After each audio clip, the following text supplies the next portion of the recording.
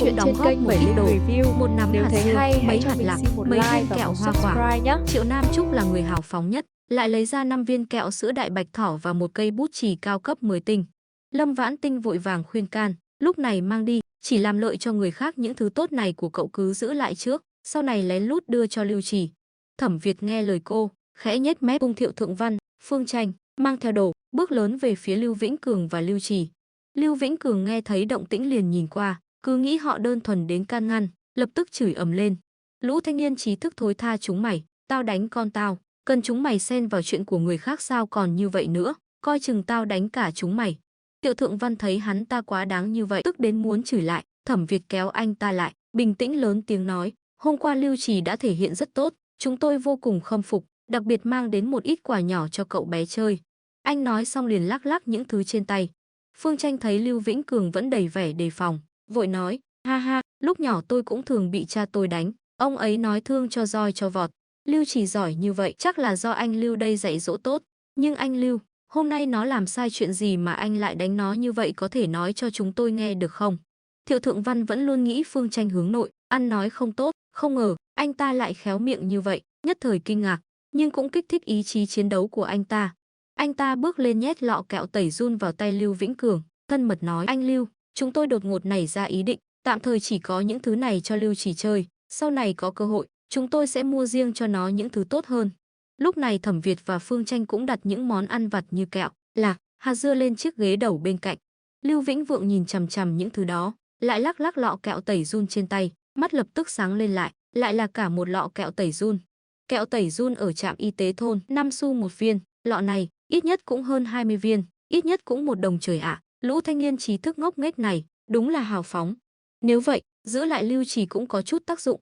Anh ta đảo mắt, cười ha hả nói, Lưu Trì nó hôm nay ngủ nướng, đến giờ vẫn chưa nấu cơm nên tôi dạy dỗ nó một chút, ha ha, cảm ơn những thứ các cậu tặng, nhà tôi nghèo, tôi không khách sáo với các cậu nữa nhé. Anh ta nói xong vội vàng vơ hết mọi thứ vào túi áo.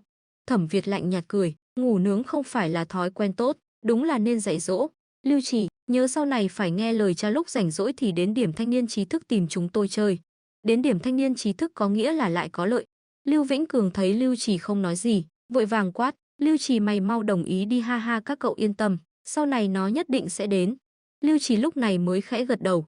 Thẩm Việt cười cười cùng Thiệu Thượng Văn, Phương Tranh cáo từ rời đi.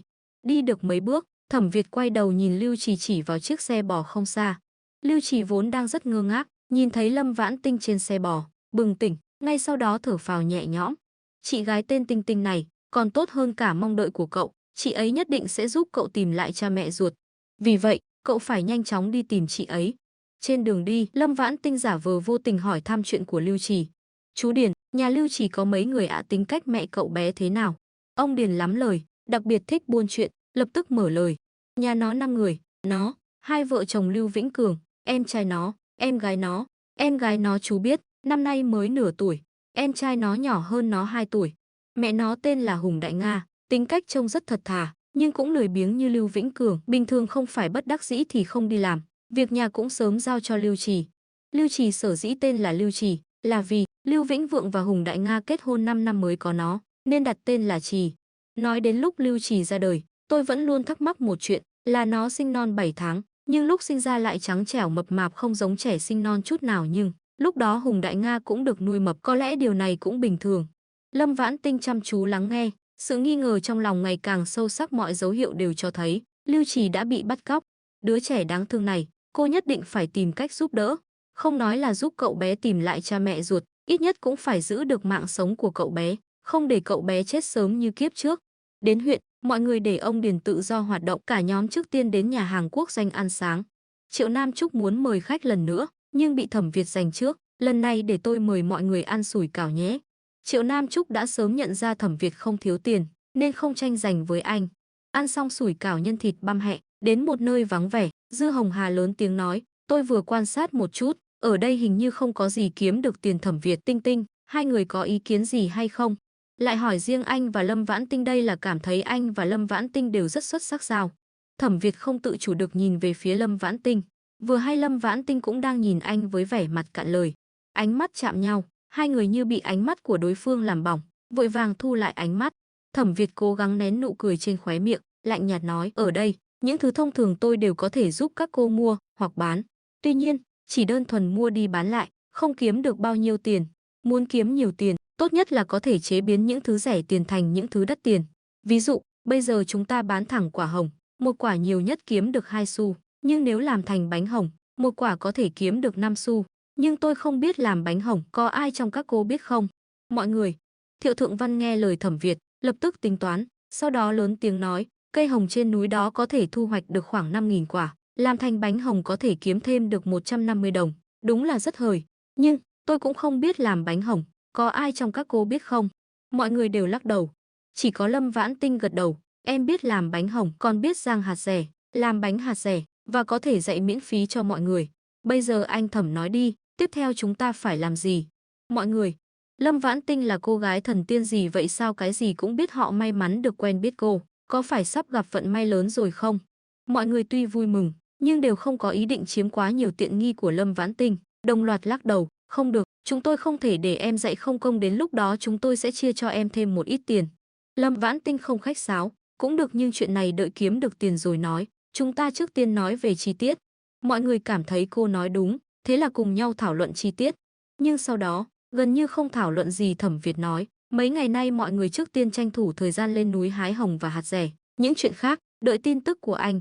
Như vậy, tâm trạng của mọi người đều trở nên thoải mái, quyết định lập tức đến cửa hàng Cung Tiêu mua sắm. Lâm Vãn Tinh phải giả vờ là bệnh nhân, đến cổng cửa hàng Cung Tiêu, cô giả vờ nói với mọi người, em hơi mệt, em ngồi nghỉ ở ghế đá đằng kia một chút, các chị tự vào mua đồ đi. Những người khác quả thực có một số đồ lặt vặt cần mua, do dự một lúc, để cô lại, đều vào cửa hàng Cung Tiêu. Lâm Vãn Tinh nhìn họ đi vào, nhân lúc Thẩm Việt đang ở gần, liền chìm ý thức vào không gian săn đồ ở tầng 1. Đang săn hăng say, đột nhiên, cùng với một tiếng ái chà, một người nặng nề ngã lên người cô và ôm chầm lấy cô. Ở thời đại này, giữa thanh thiên bạch nhật, an ninh vẫn khá tốt, vì vậy Lâm Vãn Tinh mới sơ ý như vậy. Không ngờ lại gặp phải chuyện xui xẻo này. Đúng chính là xui xẻo, bởi vì người kêu ái trà là một giọng nữ già nua. Cô không phải bị sàm sỡ, nhiều nhất là bị ăn vạ. Tuy nhiên, ở thời đại này chắc chưa có người già chuyên đi ăn vạ chứ. Lâm Vãn Tinh đứng vững, ngẩng đầu nhìn, phát hiện người va vào cô là một bà lão trông rất sang trọng, quý phái.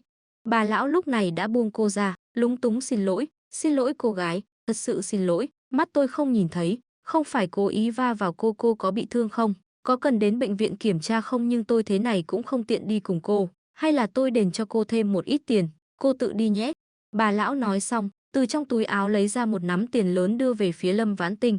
Lâm Vãn Tinh cứ nghĩ Triệu Nam Trúc đã đủ hào phóng, không ngờ bà lão này còn hơn nữa. Bà ấy lớn tuổi như vậy lại không biết không nên khoe của sao, hay là những thứ này đối với bà ấy chỉ là tiền lẻ, nên không để ý.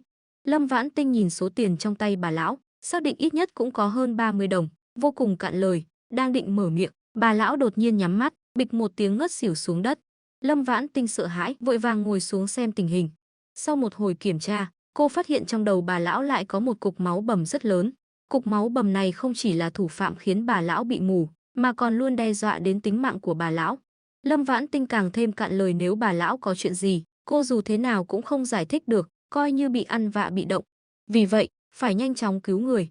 Cô không do dự lấy ra kim bạc như mây bay nước chảy, châm 6 cây kim vào hai bên cổ tay của bà lão để cứu tỉnh bà lão. Cảm thấy như vậy chỉ chữa được ngọn, không chữa được gốc, cô do dự một lúc, dùng 2 lạng nước linh tuyền pha với nửa cân nước ép xoài, đựng trong bình nước mang theo người, cho bà lão uống. Người xung quanh thấy bà lão ngất xỉu, lập tức vây lại thấy cô châm cứu giữa đường, càng thêm kinh ngạc, đang định hỏi cho rõ, bà lão đã tỉnh. Lâm Vãn Tinh nhanh chóng thu kim lại, cười giải thích với mọi người, chỉ là ngất xỉu, đã không sao rồi, mọi người đừng vây lại, bà lão không nên bị ngột ngạt. Mọi người thấy không có gì hay để xem, chậc một tiếng, giải tán, ai về việc nấy. Bà lão tên là Vu Thục Lan. Bà mở mắt ra, phát hiện mình không chỉ có thể nhìn thấy mờ mờ, mà đầu óc cũng tỉnh táo lạ thường. Bà kinh ngạc ngồi dậy, vội vàng hỏi Lâm Vãn Tinh, cô gái nhỏ, mắt của tôi còn cứu được sao? Được, mắt của bà bị mù là do cục máu bầm trong não gây ra. Tôi vừa châm cứu cho bà để làm tan cục máu bầm, nhiều nhất là tối nay, bà có thể hoàn toàn hồi phục. Vu Thục Lan, điều này quả thực giống như một câu chuyện thần thoại. Không đúng, ngoài châm cứu, cô gái nhỏ chắc còn cho bà ăn thứ gì đó. Vị ngọt trong miệng bà chính là bằng chứng. Còn nữa, sao toàn thân bà lại dính dính thế này? Bà do dự một lúc, Tại sao trong miệng tôi lại ngọt như vậy, có phải là phản ứng bình thường không? Khóe miệng Lâm Vãn Tinh giật giật, trong miệng bà ngọt là vì tôi đã cho bà uống một ít nước ép xoài tự làm để bổ sung thể lực, nếu không lúc châm cứu bà sẽ không chịu được. Vu Thục Lan nếm lại, phát hiện trong miệng quả thực là vị xoài, tuy ngọt hơn nhiều so với những lần bà ăn trước đây thôi được, có lẽ là nước ép xoài của cô gái thần y này có chất lượng tốt hơn. Bà gật đầu, đang định tự giới thiệu, Lâm Vãn Tinh hạ giọng nói, chuyện nước ép xoài bà nhớ đừng nói với ai nhé, đó là tôi mua ở chợ đen, nói ra có thể sẽ bị phê bình. Vu Thục Lan cười hiền hậu, tôi không nói, nếu không chẳng phải là lấy oán báo ân sao à. Đúng rồi cô gái nhỏ, tôi tự giới thiệu trước nhé, tôi tên là Vu Thục Lan, cô có thể cho tôi biết tên cô là gì không? Lâm Vãn Tinh không muốn gây thêm chuyện, cười nói, cháu họ Lâm, trong Mộc Lâm, bà cứ gọi cháu là Tiểu Lâm là được. À đúng rồi bà Vu, người nhà của bà ở đâu ạ, có cần cháu giúp tìm họ không? Vu Thục Lan đang định trả lời, ông Điền đột nhiên qua lớn tiếng nói với Lâm Vãn Tinh, thanh niên trí thức Lâm, tôi phải trông xe bò và đồ đạc trên đó. Cô có thể giúp tôi vào cửa hàng Cung Tiêu mua nửa cân thịt lợn không, là Lưu Vĩnh Vượng nhờ tôi mang giúp, tôi vừa suýt nữa thì quên. À đúng rồi, cô phải đi mua ngay, muộn quá có thể sẽ không mua được. Ông nói xong, đưa cho Lâm Vãn Tinh 4 hào và nửa cân phiếu thịt. Thịt ở cửa hàng Cung Tiêu quả thực dễ hết hàng. Lâm Vãn Tinh lập tức nhận tiền và phiếu, được cháu đi mua ngay. Tiếp đó, cô đỡ Vu Thục Lan ngồi xuống ghế đá bên cạnh, ôn tồn nói, bà đợi một chút, cháu đi cửa hàng Cung Tiêu mua ít thịt trước. Vu Thục Lan cười tủm tỉm gật đầu, được, tôi không vội, cô cứ từ từ, tôi ở đây đợi cô. Ông Điền kinh ngạc liếc nhìn Vu Thục Lan, không nghĩ nhiều, quay về bên xe bò của mình, cho bò ăn cỏ. Lâm Vãn Tinh vào cửa hàng Cung Tiêu, phát hiện mấy người Dư Hồng Hà lại đang giúp Triệu Nam Trúc chọn len. Họ nhìn thấy cô, lập tức kéo cô lại, mau, Nam Trúc nói mấy màu này cô ấy đều không thích. Thực ra chúng tôi cũng không thích, cậu mau đến giúp chọn đi. Lâm Vãn Tinh bất đắc dĩ đưa tiền và phiếu của ông Điền cho Thẩm Việt. Ông Điền nhờ em mua nửa cân thịt, ông ấy đang ở ngoài, nhiệm vụ này giao lại cho ba anh nhé. Thẩm Việt cười cười, nhận tiền và phiếu đi mua thịt. Bên ngoài, Lâm Vãn Tinh vào cửa hàng Cung Tiêu không lâu, con trai và con dâu của Vu Thục Lan đã tìm đến. Vu Thục Lan vốn định đợi Lâm Vãn Tinh ra, đột nhiên bụng đau quặn, con trai và con dâu của bà vội vàng đỡ bà đi tìm nhà vệ sinh. Len ở cửa hàng Cung Tiêu chỉ có 4 màu: đen, trắng, xám và vàng tươi. Triệu Nam Trúc không thích màu nào cả, nhưng lại rất muốn học đan áo len cùng những người khác, cố gắng chọn một màu tương đối tốt trong 4 màu. Cô nhờ mấy người Dư Hồng Hà tham mưu, kết quả đều chọn màu đen. Họ nói màu xám quá nam tính, màu trắng và vàng tươi không bền màu, bẩn càng xấu, nhưng cô đã có mấy chiếc màu đen, nên 4 người nhất thời không biết chọn thế nào. Lâm Vãn Tinh không phụ lòng mong đợi, rất nhanh đã đưa ra gợi ý, nhưng gợi ý này khiến 4 người họ có chút không đỡ nổi. Em biết rất nhiều kiểu đan hoa, dù là đen, trắng hay xám, đều có thể đan rất đẹp. Còn về màu trắng và vàng tươi, các chị không cần lo chúng bẩn khó giặt. Em biết làm một loại nước thảo dược, trước khi giặt dùng nước thuốc đó ngâm áo len nửa tiếng, đảm bảo lại mới lại sáng, không phai màu. 4 người. Lâm Vãn Tinh cùng mọi người từ cửa hàng Cung Tiêu ra, phát hiện Vu Thục Lan lại biến mất, mà ông Điền cũng đã lấy thịt rời đi. Lâm Vãn Tinh tìm kiếm gần đó, không tìm thấy, cứ nghĩ Vu Thục Lan vì có việc gấp nên đã cùng con trai và con dâu rời đi. Nghĩ rằng sức khỏe của Vu Thục Lan đã không còn đáng ngại, bản thân cô cũng không muốn có nhiều giao du với Vu Thục Lan, nên đã gạt chuyện này ra sau đầu. Lại không biết, lúc này, vì sự mạo danh ác ý của Lâm Phinh Đình, Vu Thục Lan đã nhầm Lâm Phinh Đình là cô, nhiệt tình mời về nhà làm khách. Lâm Phinh Đình và Tống Hướng Tiền đi xe bò khác của thôn đến, chỉ muộn hơn một khắc. Sau khi đến huyện, họ tìm kiếm Lâm Vãn Tinh khắp nơi, vừa hay nhìn thấy cô ở gần cửa hàng Cung Tiêu. Lúc Lâm Vãn Tinh cứu Vu Thục Lan, họ vẫn luôn trốn sau một cây liễu lớn không xa. Ban đầu, Lâm Phinh Đình không có ý định mạo danh, là do Vu Thục Lan tự mình nhận nhầm người trước. Vu Thục Lan đi vệ sinh xong, phát hiện mắt mình lại có thể nhìn thấy, không chỉ vậy, thị lực, thính lực, tinh thần đều minh mẫn hơn trước rất nhiều. Bà và con trai, con dâu vui mừng khôn xiết, vội vàng quay lại cổng cửa hàng Cung Tiêu, muốn cảm ơn Lâm Vãn Tinh. Vừa hay, lúc đó ông Điền gọi Lâm Phinh Đình và Tống Hướng Tiền lại nói chuyện, thanh niên trí thức Lâm, thanh niên trí thức Tống, Lưu Nhị Năng có việc về trước rồi, anh ấy bảo tôi lát nữa đưa hai người về cùng, hai người đừng quên 12 giờ ở đây đợi tôi. Lưu Nhị Năng là người lái chiếc xe bò còn lại. Lâm Phinh Đình và Tống Hướng Tiền không muốn đi bộ hơn 20 dặm về nhà, vội vàng đồng ý. Giọng của Lâm Phinh Đình cao hơn Lâm Vãn Tinh rất nhiều, nhưng sau khi Vu Thục Lan hồi phục thị lực, một số giác quan bị mất cân bằng. Lúc này giọng của con trai và con dâu bà nghe cũng có chút xa lạ. Vì thế, tiếng thanh niên trí thức Lâm của ông Điền đã thành công khiến bà hiểu lầm Lâm Phinh Đình chính là cô gái đã cứu bà lúc trước. Bà vội vàng cùng con trai, con dâu xông qua kéo người lại, thân mật nói, Tiểu Lâm à, tôi đã nói cô nhất định trông rất xinh đẹp, quả nhiên không sai a, sao cô lại xinh đẹp như vậy, nhìn cô mà tôi càng nhìn càng thích. Lâm Phinh Đình nhận ra Vu Thục Lan nhận nhầm người, không lập tức phủ nhận, mà nhìn quanh, thấy ông Điền đã đi xa, xung quanh không có người quen. Cô ta nghĩ Lâm Vãn Tinh vừa rồi không chịu nói tên cho Vu Thục Lan chắc là không muốn kết giao với Vu Thục Lan. Cô ta mạo danh, rất khó bị phát hiện. Gia đình Vu Thục Lan, vừa nhìn đã biết không giàu thì cũng quý, có thể cho cô ta vô số lợi ích. Cô ta không do dự nhận lấy sự giàu sang ngút trời này. Bà Vu, bà đã va vào người cháu rồi, sao cháu có thể thấy chết mà không cứu, nên bà đừng khen cháu nữa. Ngại quá à, đây là người yêu của cháu, Tống Hướng Tiền, anh ấy cách đây không lâu cùng cháu xuống nông thôn. Lâm Phinh Đình vừa nói, vừa thầm chế giễu Lâm Vãn Tinh ngốc, mối quan hệ tốt như vậy không biết lợi dụng, quả nhiên là đồ ngốc. Tống Hướng Tiền và Lâm Phinh Đình vẫn luôn ăn ý, lập tức nhập vai, Đình Đình, đây là người mà em thà phá vỡ quy tắc của gia đình cũng phải cứu, sao 2ZZ nếu đã cứu rồi, anh không nói gì nữa, nhưng em phải dặn họ giữ bí mật. Lâm Phinh Đình không biết gì về y thuật, Tống Hướng Tiền phòng xa, cố gắng dập tắt mầm mống tai họa. Gia đình ba người Vu Thục Lan lập tức ngẩn người, rồi hiểu ra bây giờ trung y suy yếu, những người cố tình che giấu y thuật như Lâm Phinh Đình rất nhiều. Ví dụ như Triệu Thần Y mà họ hôm nay muốn tìm vẫn luôn ở ẩn. Họ đã nhờ rất nhiều mối quan hệ mới tìm được địa chỉ chính xác của ông, không ngờ hôm nay ông lại đi thăm bạn. Vu Thục Lan cười tủm tỉm nắm lấy một tay của Lâm Phinh Đình. Được, chúng tôi tuyệt đối không nói ra ngoài. Nhưng, như vậy chúng tôi càng phải cảm ơn cô Đình Đình. Chúng ta quen biết nhau là duyên phận lớn. Nếu cô không chê bà già này, sau này chúng ta làm người thân qua lại được không? Ngoài cảm kích, Vu Thục Lan còn có ý định khác. Nhất định phải kết thân với Lâm Phinh Đình, như vậy sau này gia đình mình có bất kỳ bệnh tật gì cũng không cần lo lắng. Không chỉ vậy, bà còn có thể thuyết phục Lâm Phinh Đình chữa bệnh cho mấy vị nhân vật lớn để đổi lấy mối quan hệ, đổi lấy tương lai sáng lạn của con trai bà là Hứa Hữu Chí.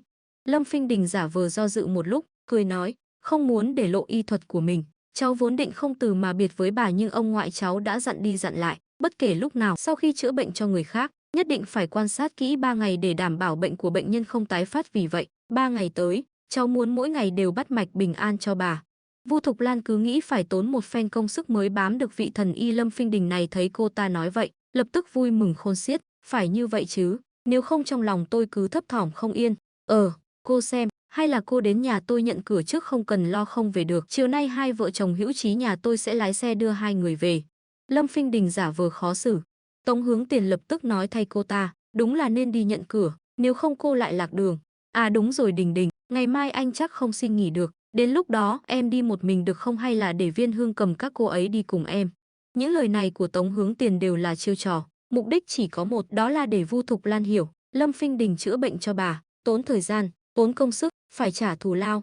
Vu Thục Lan tuy tính toán, nhưng chưa bao giờ để ý đến tiền lẻ, bà lập tức thành khẩn nói, Đình Đình, tôi biết, các cô xuống nông thôn làm thanh niên trí thức cuộc sống rất vất vả, nên về phần tiền thuốc, cô nhất định đừng khách sáo Hữu Chí. Phong bì con chuẩn bị cho Triệu Thần Y đâu, mau lấy ra đưa cho Đình Đình. Đình Đình, 300 đồng này cô cầm trước, 3 ngày sau, tôi sẽ đưa thêm một phong bì lớn hơn. Lâm Phinh Đình giả vờ từ chối, cái này cháu vốn không định nhận tiền của bà. Tống Hướng Tiền lập tức lại làm vai ác, Đình Đình, nếu tiền của anh và em không bị trộm trên tàu, anh cũng đồng ý, em không nhận tiền thuốc của bà Vu. Nhưng chúng ta bây giờ đang vay nợ sống qua ngày, số tiền này hay là cứ nhận trước đi, nhiều nhất là sau này đợi chúng ta có tiền, em làm cho bà một ít thuốc dưỡng sinh. Lời của Tống Hướng Tiền đổi lại sự kinh ngạc và thở dài của gia đình Vu Thục Lan. Vu Thục Lan mạnh mẽ nhét phong bì vào túi áo của Lâm Phinh Đình, cười nói, Đình Đình à, những thứ này đối với tôi chỉ là tiền lẻ, cô đừng khách sáo nữa đi, hai người đi cùng tôi về nhà nhận cửa trước Hữu Chí, Ái Linh, hai đứa mau đi chuẩn bị bữa trưa. Con trai và con dâu của Vu Thục Lan đồng ý một tiếng rồi vội vàng đi. Vu Thục Lan cười tủm tỉm nắm tay Lâm Phinh Đình, nói với cô ta, gia đình chúng tôi mấy ngày trước vừa từ Kinh Thị chuyển đến, Hữu Chí bây giờ là phó giám đốc kỹ thuật của nhà máy thép ở đây. Vu Thục Lan không chỉ mời Lâm Phinh Đình và Tống Hướng Tiền ăn một bữa trưa vô cùng thịnh soạn, mà sau khi nghe về sự vất vả khi xuống nông thôn, còn tặng họ rất nhiều đồ ăn, đều là quà thăm hỏi của bạn bè, người thân của nhà họ Hứa tặng cho Vu Thục Lan khi bà bị bệnh, sữa mạch nha, mì sợi, trứng gà, sữa, áo, thậm chí còn có một nải chuối, khiến họ vui mừng khôn xiết. Họ mãi đến hơn 4 giờ chiều mới được hai vợ chồng Hứa Hữu Chí đưa về thôn Tiểu Tuyền. Để kín đáo, xe không vào thôn. Dù vậy, những túi lớn túi nhỏ trên tay họ cũng khiến mọi người kinh ngạc. Những người không biết rõ về họ, cứ nghĩ những thứ này là do người nhà họ gửi đến. Lâm Vãn Tinh lại nghi ngờ Lâm Kiến Thành hôm đó đã đưa tiền cho Lâm Phinh Đình, những thứ này đều là dùng tiền đó mua tiền của Lâm Kiến Thành, đều là lừa của nhà mình, Lâm Phinh Đình không xứng được hưởng. Lâm Vãn Tinh càng nghĩ càng tức, quyết định tối nay tìm cơ hội lấy hết những thứ này và số tiền còn lại của Lâm Phinh Đình vào không gian của mình. Lâm Phinh Đình và Tống Hướng Tiền nói với mọi người, đồ đạc là do nhà họ Tống gửi đến, mọi người cơ bản đều tin. Lâm Vãn Tinh đã lên kế hoạch cướp của người giàu, cũng giả vờ tin. Lâm Phinh Đình vẫn muốn làm lành với Lâm Vãn Tinh. Lúc sắp ăn tối, cô ta cười tủm tỉm đưa 2 quả táo đến trước mặt cô, dịu dàng nói, Tinh Tinh, 2 quả táo lớn nhất này cho em ăn.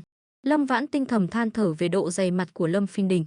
Những người khác lại bị màu sắc và hương thơm của quả táo này làm cho chảy nước miếng. Rất nhiều người nghĩ Lâm Vãn Tinh chắc sẽ không từ chối được sự cám dỗ của quả táo này, sẽ ngoan ngoãn nhận lấy. Không ngờ, Lâm Vãn Tinh không dừng bước mà đi thẳng qua bên cạnh Lâm Phinh Đình. Lâm Phinh Đình giả vờ thất vọng, thực ra trong lòng vui mừng khôn xiết. Cô ta biết Lâm Vãn Tinh sẽ từ chối, nên mới làm vậy. Cô ta mới không nỡ đưa quả táo ngon như vậy cho Lâm Vãn Tinh ăn, dù cho nó vốn dĩ thuộc về cô. Hôm nay, dưới sự đề nghị của Thiệu Thượng Văn, mọi người góp tiền mua 1 cân thịt và 5 cân khoai tây, làm một món cháo ngô hầm khoai tây thịt do Tô Tiếu Tiếu tự tay làm, vô cùng hấp dẫn. Lâm Phinh Đình cũng nóng lòng muốn ăn. Sau khi Lâm Vãn Tinh đi, cô ta về phòng cất táo vào tủ 5 ngăn của mình, lấy bát đũa đi thẳng ra bếp. Điều cô ta không biết là, trong lúc cô ta một mình về ký túc xá, Lâm Vãn Tinh đã lén lút lấy hết tiền trên người cô ta và những thứ tốt hôm nay mang về. Lâm Phinh Đình lấy cơm xong, ra ngoài tìm chỗ ngồi cùng Tống Hướng Tiền, vừa ăn vừa suy nghĩ chi tiết kế hoạch mạo danh của mình. Xong việc về phòng, đã là hơn nửa tiếng sau. Tuy bữa ăn tối nay khá ngon, nhưng phần ăn vẫn hơi ít. Lâm Phinh Đình về phòng đặt bát đũa xuống, định lấy một quả chuối ra ăn, tiện thể khoe khoang một chút. Không ngờ, như gặp ma, những thứ cô ta và Tống Hướng Tiền hôm nay mang về lại biến mất hết. Cô ta sợ đến mức suýt ngất, theo phản xạ sờ vào túi áo trong người, muốn xem tiền, còn không, kết quả bên trong trống rỗng. Tiền cũng mất rồi. Tiền sao lại mất được, túi áo trong của cô ta bị rách sao? Cô ta vội vàng kiểm tra, phát hiện túi áo không có vấn đề gì. Cô ta chắc đã gặp phải một tên trộm cao tay. Hơn nữa, tên trộm này đang ở trong ký túc xá của họ, bởi vì lúc cô ta cất táo, đã sờ qua túi áo trong, lúc đó tiền vẫn còn. Lâm Phinh Đình đầu tiên nghi ngờ những người cùng phòng. Mấy ngày nay cô ta đã phát hiện Viên Hương Cầm có tật táy máy, lập tức xác định cô ta là đối tượng nghi ngờ số 1, không do dự lục lọi trong tủ quần áo của cô ta. Không tìm thấy đồ bị mất, cô ta thuận thế lục tủ của Tạ Lệ và Từ Viện. Viên Hương Cầm, Tạ Lệ và Từ Viện vốn đang kinh ngạc vì vụ mất trộm thần kỳ này, thấy cô ta như vậy, liền cùng nhau kéo cô ta lại. Cô làm gì vậy Lâm Phinh Đình? Cô nghi ngờ tôi lấy đồ của cô, sao có thể? Cô không phải là điên rồi chứ? Chúng tôi lại không phải đồ ngốc, sao có thể lấy đồ của cô, huống chi là lấy hết. Đúng vậy, không nói những thứ khác, số sữa mạch nha của cô chúng tôi căn bản không giấu được, cô không nên nghi ngờ chúng tôi. Lâm Phinh Đình đã tức điên lên, không phải các người thì còn có thể là ai? Chẳng lẽ là người ở ký túc xá khác hay là nam thanh niên trí thức? Dù là vậy các người chắc chắn cũng là một phe, bởi vì không có sự giúp đỡ của các người, họ không thể thành công. Tuy không tìm thấy bất kỳ đồ vật bị mất nào, nhưng Lâm Phinh Đình không những không xóa bỏ nghi ngờ đối với 3 người họ, mà còn trực tiếp xác định họ là nội gián. Tạ Lệ nhìn những thứ bị lục lọi bừa bãi của mình, nhớ lại trận đánh nhau hôm kia, hành vi ác ý cố tình xé quần áo của Lâm Phinh Đình, tức giận sôi máu, hét lớn một tiếng, bắt trộm phải có tang vật. Lâm Phinh Đình, con mẹ nó, cô không có bằng chứng, dựa vào đâu mà vu khống chúng tôi? Nghi ngờ chúng tôi là trộm, chúng tôi còn nghi ngờ cô cố tình gài bẫy vu khống chúng tôi nữa. Từ Viện, Viên Hương Cầm, chúng ta không thể bị cô ta bắt nạt như vậy, nếu không sau này không còn mặt mũi nào nhìn người nào, chúng ta cùng nhau ném cô ta ra ngoài. Từ Viện và Viên Hương Cầm do dự không dám tiến lên, nhưng Lâm Phinh Đình đã như mất trí, đập phá lung tung trong phòng. Nghĩ rằng Lâm Phinh Đình tạm thời cũng không có tiền đền cho họ, đầu óc họ ong lên, cùng nhau xông lên, giống như Tạ Lệ, ấn Lâm Phinh Đình xuống đất, đá đấm loạn xạ. Tạ Lệ thấy có người giúp, trong mắt lóe lên tia hung ác, bắt đầu xé quần áo của Lâm Phinh Đình. Khi những người khác nghe tiếng chạy đến, phòng số 1 của họ, quần áo, chăn đệm đều bị ném xuống đất, một mớ hỗn độn. Quần áo của Lâm Phinh Đình gần như bị lột sạch. Dư Hồng Hà phản ứng nhanh, lập tức quát đuổi các nam thanh niên trí thức, các nam thanh niên trí thức mau ra ngoài. Hà Vạn Sơn bất đắc dĩ đưa các nam thanh niên trí thức ra ngoài. Tống Hướng Tiền vội vàng chạy đến, bị Hà Vạn Sơn ngăn lại, chúng tôi không tiện vào, anh vào đi, anh nói với họ, hoặc là dừng lại ngay lập tức, nếu không, tôi sẽ đi gọi cán bộ thôn ngay.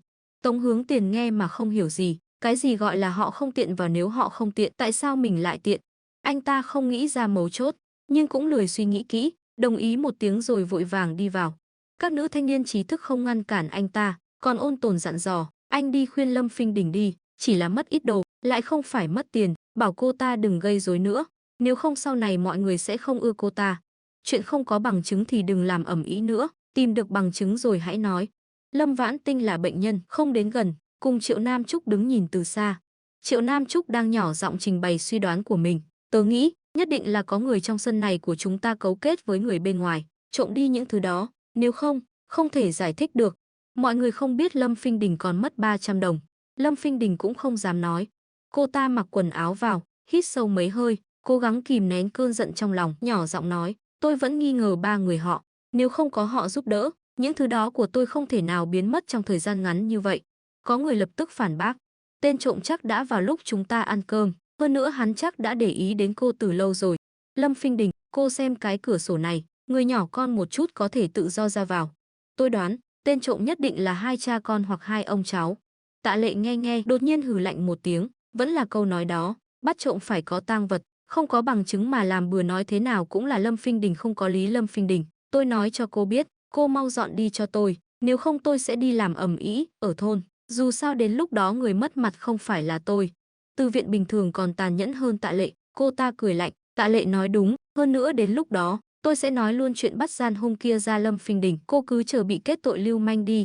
Viên Hương Cầm vốn không định nói gì, nghe Từ Viện nói vậy, mắt sáng lên, lập tức nói, Lâm Phinh Đình, 20 đồng trong hòm của tôi mất rồi, có phải là cô lấy không? Dù có phải hay không, cô cũng phải đền cho tôi số tiền này, nếu không, tôi sẽ đi kiện cô ngay.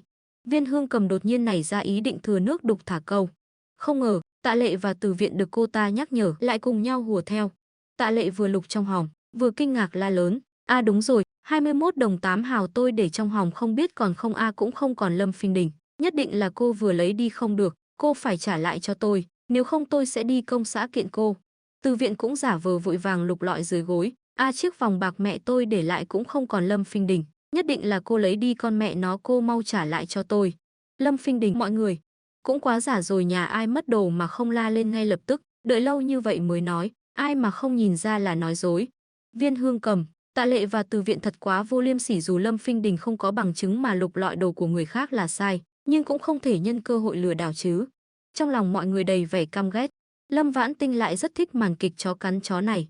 Phải biết rằng kiếp trước, vì Lâm Phinh Đình vẫn luôn ra tay hào phóng, Tạ Lệ, Từ Viện đều là những con chó trung thành của cô ta. 4 người không ít lần cùng nhau bắt nạt cô và những người khác. Cô mong bây giờ họ đấu đá càng kịch liệt càng tốt. Tiếc là, vừa rồi sau khi Lâm Phinh Đình mặc quần áo xong, Trịnh Tuyết đã gọi các nam thanh niên trí thức vào. Hà Vạn Sơn thấy Tạ Lệ, Từ Viện, Viên Hương Cầm quá đáng như vậy, lập tức lạnh lùng ngăn cản. Tạ Lệ, Từ Viện, Viên Hương Cầm, đừng có nói bừa, làm ầm ĩ lên đồn cảnh sát, các cô có thể bị kết tội lừa đảo. Lời này nếu là người khác nói, Tạ Lệ sẽ là người đầu tiên không chịu, nhưng cô ta thích Hà Vạn Sơn, vội vàng cười gượng nói, tôi không có ý định lừa tiền cô ta, chỉ là dọa cô ta thôi. Cô ta nói xong, ngoan ngoãn im miệng lùi sang một bên. Viên Hương Cầm và Từ Viện thấy vậy cũng đành im lặng. Hà Vạn Sơn thở dài một hơi, nói với Lâm Phinh Đình, Lâm Phinh Đình, cô mất đồ, tôi rất thông cảm, nhưng cô không nên không có bằng chứng mà tùy tiện nghi ngờ người khác, càng không nên lục lọi đồ của người ta bây giờ. Nếu cô muốn báo cảnh sát, chúng tôi ủng hộ. Nếu cô không muốn báo cảnh sát, cô thì dọn ra ngoài ở đi. Mới đến mấy ngày mà cô ta đã gây ra không biết bao nhiêu sóng gió vì sự yên bình của mọi người, cô ta phải đi. Lâm Phinh Đình nghe lời Hà Vạn Sơn, sắc mặt trở nên vô cùng khó coi. Tạ Lệ, Viên Hương Cầm và Từ Viện lại vui mừng khôn xiết.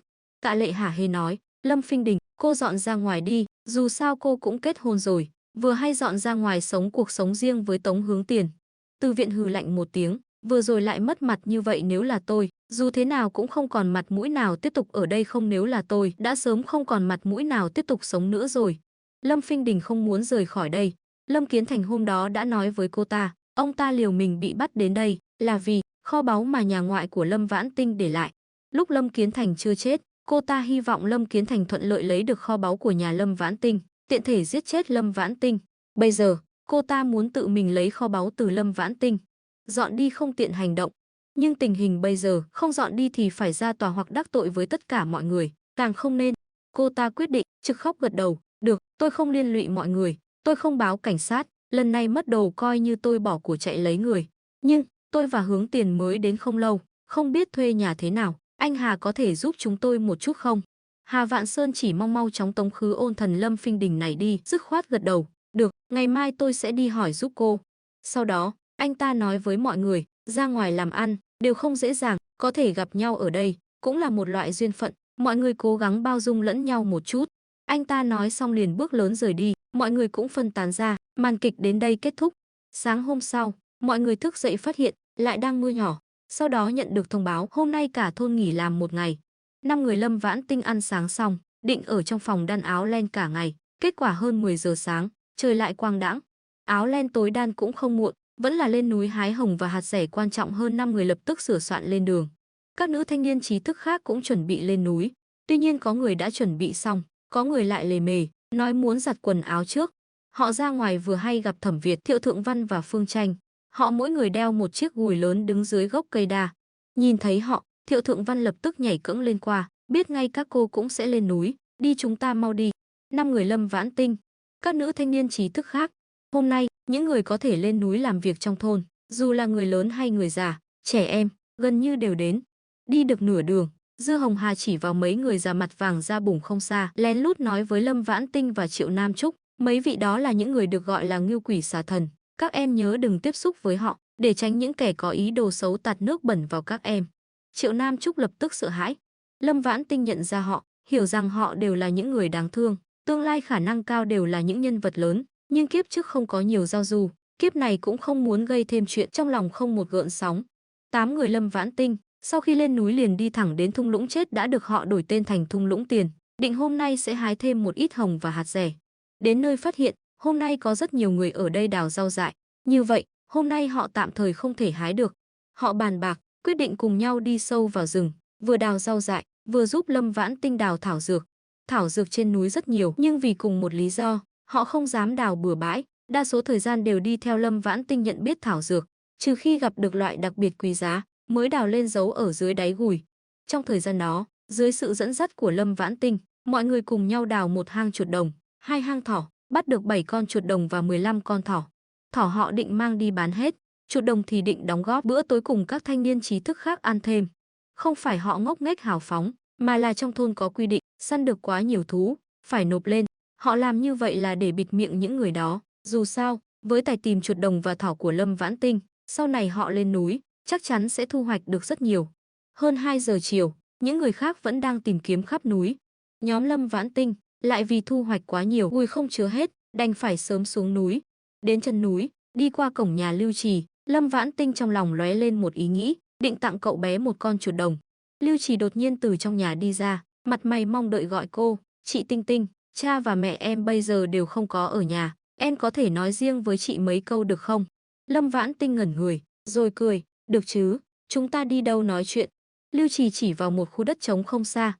Lâm Vãn Tinh cười cùng cậu bé qua đó, đang định mở lời, Lưu Trì đi thẳng vào vấn đề, "Chị Tinh Tinh, em bị Lưu Vĩnh Cường trộm về, chị có thể giúp em tìm lại cha mẹ ruột của em không?" Lâm Vãn Tinh ngẩn người, rồi phản ứng lại, mỉm cười hỏi Lưu Trì, "Mau nói xem rốt cuộc là chuyện gì?" Lần này đến lượt Lưu Trì kinh ngạc, "Chị không nghi ngờ em đang nói bừa sao?" Lâm Vãn Tinh xoa xoa cái đầu nhỏ gầy gò nhưng sạch sẽ của cậu bé, ôn tồn nói, "Bởi vì chị biết em là một đứa trẻ ngoan, sẽ không vô cớ nói như vậy. Em không phải muốn chị giúp sao, mau nói xem là chuyện gì." Lâm Vãn Tinh lo lắng Lưu Vĩnh Cường đột nhiên quay về, làm gián đoạn cuộc nói chuyện của họ.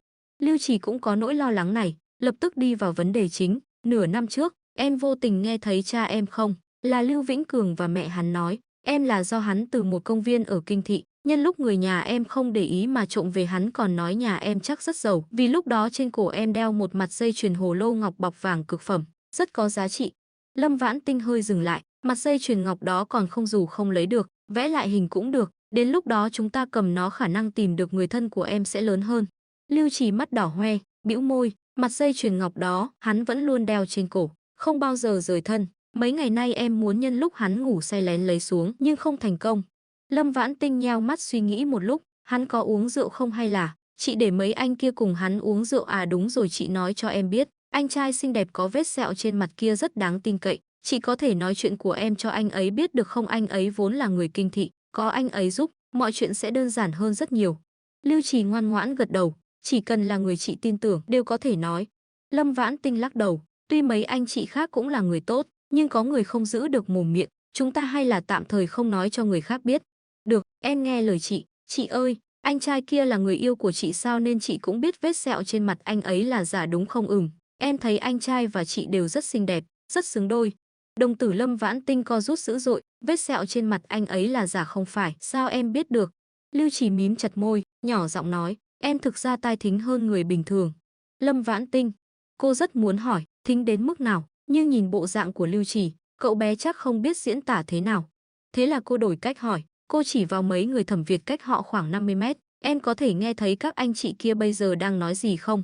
Vâng, nghe rất rõ, xa hơn gấp đôi, em cũng có thể nghe rất rõ, xa hơn gấp 2 lần, em chỉ có thể nghe được đứt quãng.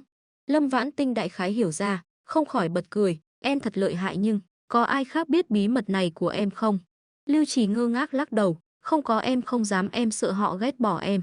Lâm Vãn Tinh thở dài một tiếng, người thân thực sự của em sẽ chỉ vui mừng cho em, nhưng bây giờ quả thực phải giữ bí mật. Em yên tâm, bí mật này của em, chị cũng chỉ nói cho anh Thẩm Việt, những người khác không ai nói. Lưu Chỉ gật đầu mạnh, vâng. Lâm Vãn Tinh từ trong gùi lấy ra 2 quả đào đưa cho cậu bé, cười hỏi, hôm đó em còn nghe anh Thẩm Việt nói gì nữa? Lưu Chỉ vừa gật đầu, vừa nói, anh ấy đang nói chuyện với một người tên là Hoắc Hàn. Hoắc Hàn hỏi tại sao trên mặt anh ấy đột nhiên có một vết sẹo. Anh ấy nói là để tránh cái gì ở đào hoa dại nên làm sẹo giả. Hoắc Hàn hỏi anh ấy có phải sau này thực sự không nhận cha mình không? Anh ấy nói phải nói cha anh ấy thiên vị kẻ thứ ba, anh ấy tuyệt đối không để mẹ mình bị tổn thương nữa, còn nói bảo Hoắc Hàn chăm sóc ông nội anh ấy nhiều hơn, nói nhà họ chỉ có ông nội là người tốt. Lâm Vãn Tinh, cô không chỉ nghe được một số bí mật của Thẩm đại lão, mà còn phát hiện ra một vấn đề lớn, Lưu Trì dường như có chỉ số X rất cao. Xem khả năng thuật lại và biểu đạt đơn giản, rõ ràng này, trẻ em cùng tuổi bình thường không thể lợi hại như vậy. Cô chớp chớp mắt, mong đợi hỏi, tiểu Lưu Trì, nói cho chị biết, em đã từng đi học chưa, có phải trí nhớ của em vẫn luôn rất tốt không? Lưu Trì cắn môi, khẽ lắc đầu, rồi lại gật đầu, em chưa từng đi học hắn không cho, nhưng trí nhớ của em quả thực rất tốt. Những bài thơ mà tiểu hổ họ đọc cho em nghe, chỉ một lần là em nhớ. Lâm Vãn Tinh không nhịn được xoa mạnh cái đầu nhỏ của Lưu Trì, lớn tiếng nói, tiểu Lưu Trì, em lợi hại như vậy, chỉ cần được bồi dưỡng tốt, sau này nhất định có thể trở thành giường cột của đất nước em, không nên bị chôn vùi như vậy. Chị hứa với em, nhất định sẽ nhanh chóng giúp em tìm lại người thân, lỡ như không tìm được, chị sẽ tìm cách để em thoát khỏi nhà họ Lưu, đưa em đến thành phố đi học. Lưu Trì vẫn luôn không khóc, lúc này không nhịn được rơi nước mắt. Vâng, cảm ơn chị. Cậu bé nói xong, cúi đầu thật sâu chào Lâm Vãn Tinh. Tiếp đó, cậu bé lau khô nước mắt, nghiêm túc với khuôn mặt nhỏ gầy gò xinh đẹp, nói, chị ơi, hôm đó em còn nghe thấy cuộc nói chuyện của tên giết người đó và con gái hắn là Lâm Phinh Đình. Lúc đó em không biết hắn là kẻ giết người, cũng không quen chị, nên không đi báo tin cho chị. Lâm Vãn Tinh trợn to mắt nhìn Lưu Trì một lúc, đột nhiên bật cười, chuyện này không sao, chuyện này chúng ta tạm thời không nói, chị chỉ hỏi em, thính lực của em tốt như vậy, sao lại bị hắn bắt được? Lưu Trì lại cắn môi nhỏ, hắn bắt em gái trước. Lâm Vãn Tinh, cô do dự một lúc, nhíu mày nói, chị đoán là như vậy, cô bé không phải là em gái ruột của em lại sẵn lòng dùng tính mạng để bảo vệ là vì mẹ nuôi của em, chính là mẹ hiện tại của em, đối xử rất tốt với em sao? Lưu Trì lắc đầu mạnh, không, bà ta cũng rất xấu, thường xuyên véo em. Lưu Trì nói xong, sắn tay áo trái lên, để lộ cánh tay đầy sẹo cho Lâm Vãn Tinh xem. Lâm Vãn Tinh nhìn mà kinh hãi, không ngờ Lưu Trì đột nhiên nói với cô, em gái này cũng không phải là con ruột của họ, họ đã dùng con gái ruột của mình để trao đổi với em gái này. Lâm Vãn Tinh, đây hai vợ chồng Lưu Vĩnh Cường đúng là xấu xa đến cùng cực, có thể so sánh với Lâm Kiến Thành, Lâm Phinh Đình. Tuy nhiên, như vậy, có thể trước tiên lợi dụng chuyện này để đưa hai vợ chồng Lưu Vĩnh Cường vào tù. Như vậy, dù không tìm được người thân của Lưu Trì, cậu bé cũng có thể thoát khỏi hoàn cảnh hiện tại. Cô vội vàng hỏi, em có biết tình hình cụ thể của gia đình em gái này không? Lưu Trì lắc đầu, em không biết nhưng em nhớ, em gái sinh ngày 16 tháng 4 buổi sáng ở bệnh viện. Lâm Vãn Tinh vô cùng vui mừng, đây là manh mối rất hữu ích, dựa vào điểm này, chắc sẽ nhanh chóng tìm được người. Tiểu Lưu Trì, để sau này em ít bị đánh hơn, đợi Lưu Vĩnh Cường về, em nói với hắn, chúng tôi rất thích em. Lâm Vãn Tinh đang định dặn dò Lưu Trì một số chuyện, cậu bé đột nhiên lùi lại một bước, mặt mày hoảng hốt, chị ơi, hắn Lưu Vĩnh Cường về rồi, hắn sắp về đến nhà rồi. Mắt Lâm Vãn Tinh lập tức sáng lên. Lưu Vĩnh Cường sắp về đến nhà, vậy thì tốt, vậy thì cô có thể lập tức lấy được tín vật của Lưu Trì là mặt dây chuyền ngọc. Lâm Vãn Tinh theo ánh mắt của Lưu Trì nhìn qua, chỉ thấy Lưu Vĩnh Cường đeo một chiếc gùi, vừa đi xuống núi vừa chửi rủa. Hắn nhìn thấy mấy người Thẩm Việt, ngẩn người một lúc, lập tức nịnh nọt chào hỏi. Bốn người Dư Hồng Hà nhìn thấy Lưu Vĩnh Cường, theo phản xạ lùi lại. Thẩm Việt lại cười lạnh nhạt bước lên bắt chuyện với Lưu Vĩnh Cường. Buồn cười là trong túi áo anh lại có thuốc lá. Anh bóc bao thuốc lá chưa mở, không kiêu ngạo cũng không tự ti đưa cho Lưu Vĩnh Cường một điếu. Lưu Vĩnh Cường kinh ngạc nhận lấy, cảm ơn, cảm ơn. Thẩm Việt lạnh nhạt cười, tiếp đó mời thuốc Thiệu Thượng Văn và Phương Tranh.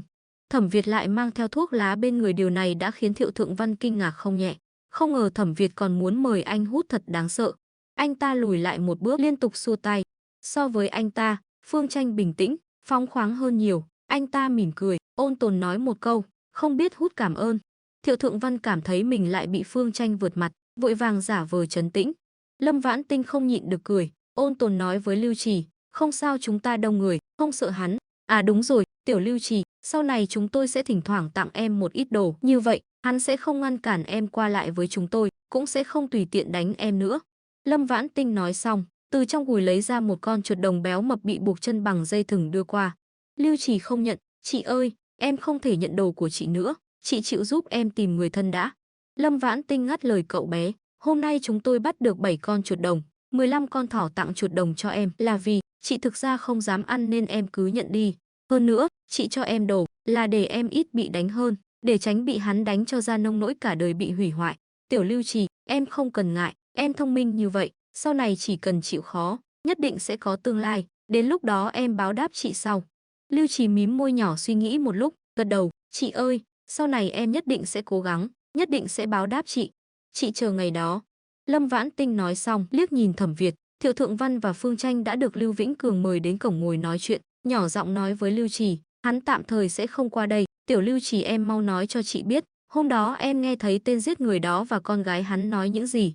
Lưu Trì gật đầu, tên giết người nói, bảo Lâm Phinh Đình lừa chị lên núi hỏi chị một số chuyện, sau đó giết chị, còn nói, hắn để lại một ít đồ trong lỗ bếp ở số 57 phố Bạch Hoa, nếu hắn không kịp lấy, bảo Lâm Phinh Đình giữ giúp. Hắn còn nói, hắn hận chết một người tên là Tống Á Lan, bảo Lâm Phinh Đình có cơ hội nhất định phải báo thù cô ta và cả nhà họ Tống, nhưng Lâm Phinh Đình kia hình như nghe nhầm địa chỉ, nghe số 57 phố Bạch Hoa thành số 51 phố Bạch Hoa, sau đó họ còn nói rất lâu, nhưng lúc đó em bị Lưu Vĩnh Cường gọi về nhà. Lâm Vãn Tinh, số 57 phố Bạch Hoa sao, vậy thì hôm nay cô sẽ đi xem thử. Cô xoa xoa cái đầu nhỏ của Lưu Trì, bỏ vào túi áo cậu bé 2 viên kẹo sữa đại bạch thỏ, nghiêm túc dặn dò, 2 viên kẹo này em giữ lại tự ăn, chuột đồng và đào em cứ đưa thẳng cho Lưu Vĩnh Cường. Nếu hắn bảo em sau này cố tình tiếp cận chúng tôi nhiều hơn, kiếm thêm lợi ích, em cứ giả vờ vui vẻ đồng ý, hiểu không? Lưu Trì gật đầu mạnh, em biết, em nhất định sẽ làm theo lời chị. Lâm Vãn Tinh gật đầu, cùng Lưu Trì đi về phía Lưu Vĩnh Cường. Đi đến cách Lưu Vĩnh Cường khoảng 9 mét, cô trong lòng lóe lên một ý nghĩ, thu mặt dây chuyền ngọc hồ lô bọc vàng trên cổ hắn cùng với sợi dây đỏ nhờn mỡ vào không gian. Trên nó bẩn, cô lập tức dùng ý niệm loại bỏ vết bẩn trên đó, sợi dây trực tiếp vứt vào cống thoát nước trong nhà vệ sinh không gian. Như vậy vẫn chưa đủ, cuối cùng cô đành đặt mặt dây chuyền ngọc đó dưới vòi nước của quầy ăn sáng, không ngừng xả nước. Những việc này chỉ mất chưa đến nửa phút.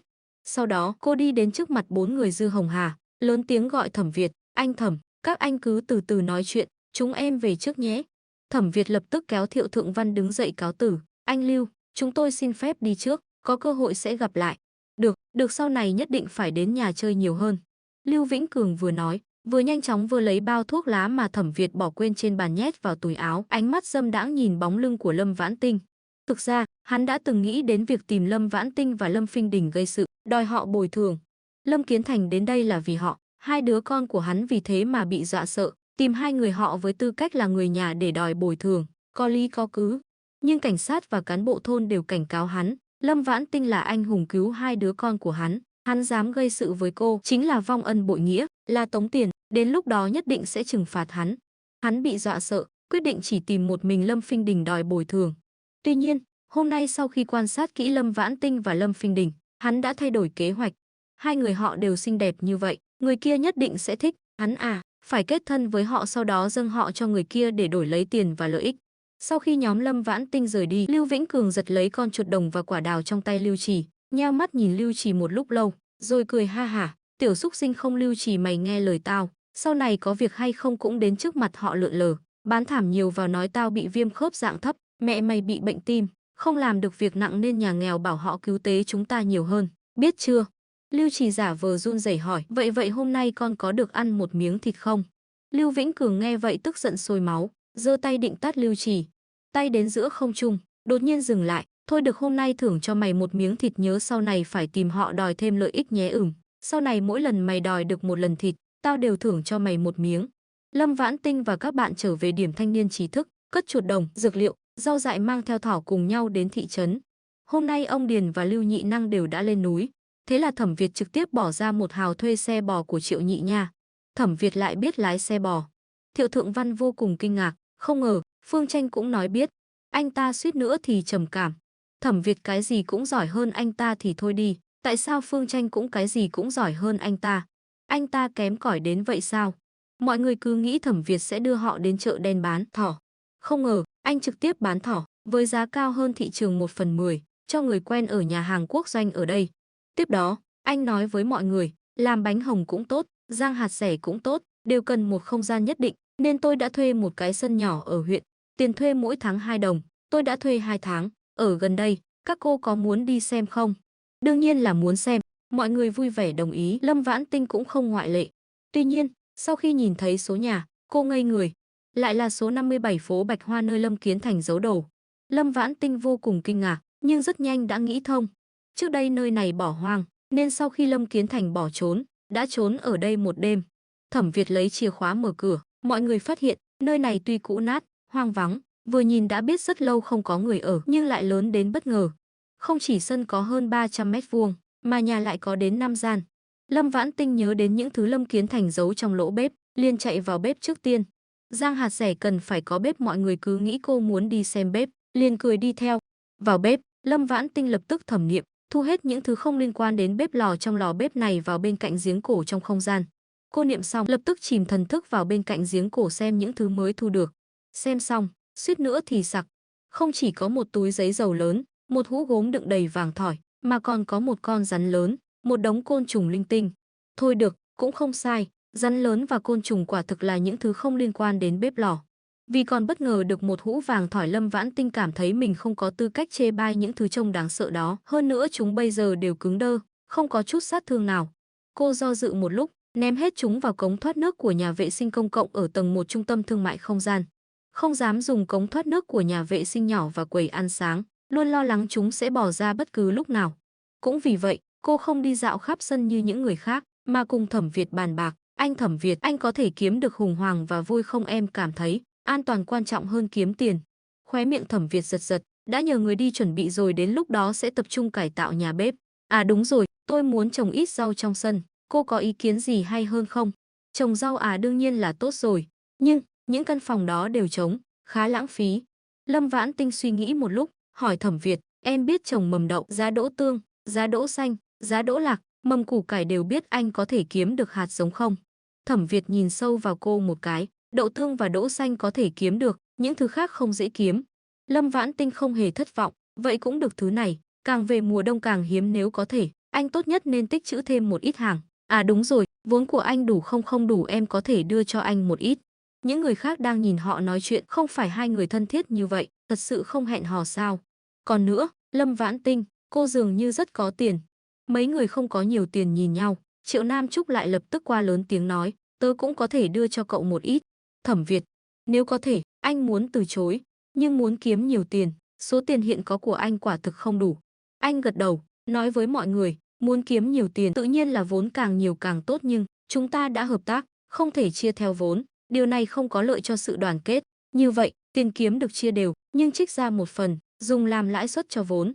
Trịnh Tuyết, người không có nhiều vốn, lập tức phản đối, em cảm thấy các anh chị cứ chia cho em một ít tiền công là được rồi, không cần phải chia đều với em. Phương Tranh cũng gật đầu, tôi đồng ý với cách nói của cô ấy. Thiệu Thượng Văn do dự một lúc, tôi cũng cảm thấy mình không xứng được chia đều. Thẩm Việt lắc đầu, rủi ro của việc này, mọi người chắc đều biết, nếu bị người khác phát hiện, chúng ta không ai chạy thoát được. Vì vậy, nếu rủi ro là cùng tồn tại, tại sao lợi ích không thể cùng chia sẻ? Còn về vốn, các cô cứ coi như tạm thời vay một ít, sau đó trả lãi suất khá cao. Thẩm Việt nói đơn giản, rõ ràng, mọi người lập tức hiểu ra, không ai phản đối nữa.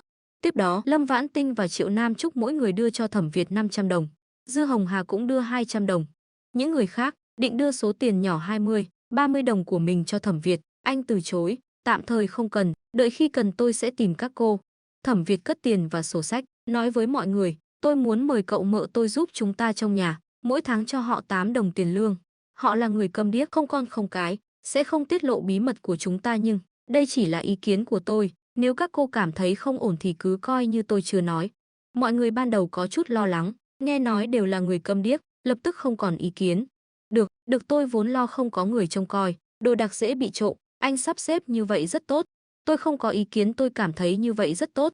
Anh Thẩm, cậu của anh cũng là cậu của tôi, người anh tin tưởng, tôi tuyệt đối tin tưởng. Lâm Vãn Tinh vốn định hôm nay sẽ đến bệnh viện điều tra chuyện của em gái Lưu Trì là Lưu Xuân Thảo, nhưng Triệu Nam Trúc vẫn luôn đi theo cô như hình với bóng.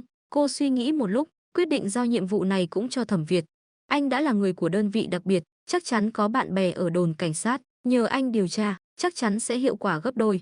Vì Thiệu Thượng Văn nhớ đến món thịt chuột đồng cho bữa tối, mọi người không ở lại huyện lâu, hơn 4 giờ chiều đã trở về điểm thanh niên trí thức.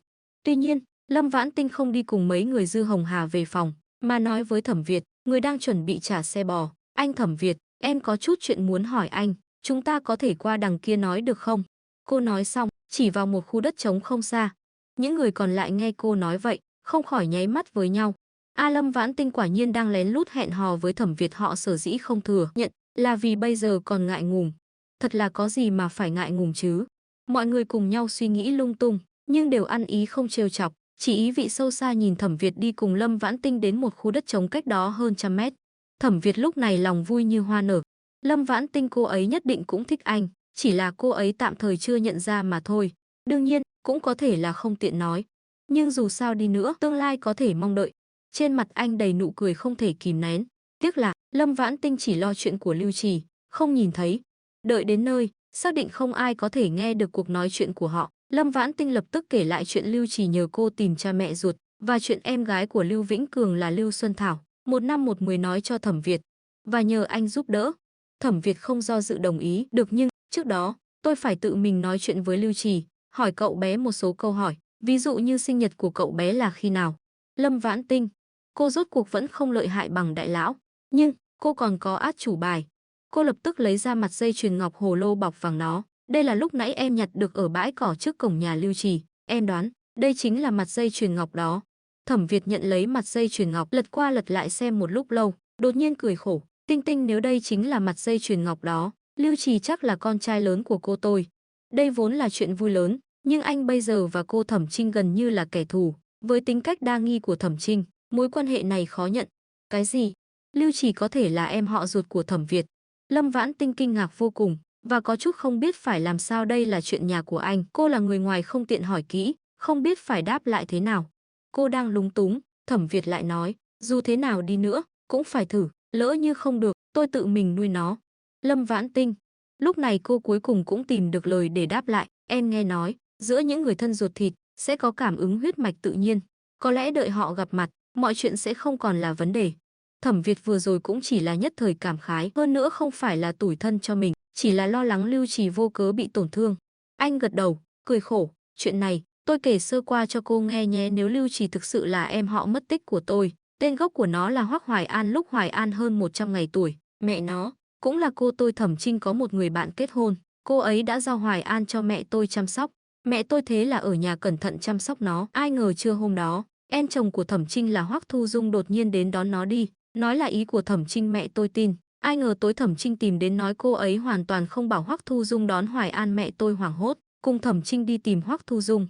Hoắc Thu Dung lại nói, hôm đó cô ta vẫn luôn cùng mấy người bạn học đi dạo công viên, hoàn toàn không đến nhà tôi. Cô ta còn nói mẹ tôi vì tự mình không cẩn thận làm mất Hoài An nên cố tình vu khống cô ta, nói mẹ tôi vu khống cô ta là vì phát hiện cô ta thích cha tôi. Cô ta có mấy người được gọi là nhân chứng, lúc đó trừ tôi và ông nội, những người khác đều tin, bao gồm cả chị tôi và cha tôi. Sau đó, Thẩm Trinh và Hoắc Thu Dung vẫn luôn bắt nạt mẹ tôi, mà cha tôi và chị tôi lại vẫn luôn bênh vực hai người họ. Mẹ tôi đã sớm muốn ly hôn, vì tôi và ông nội nên vẫn luôn nhẫn nhịn. Nửa năm trước, Hoắc Thu Dung đột nhiên ly hôn, mang theo một đứa bé trai gần 3 tuổi đến nhà, nói đứa bé là con của cha tôi. Đứa bé đó trông giống hệt cha tôi. Ông nội và mẹ tôi lúc đó tức đến ngất xỉu.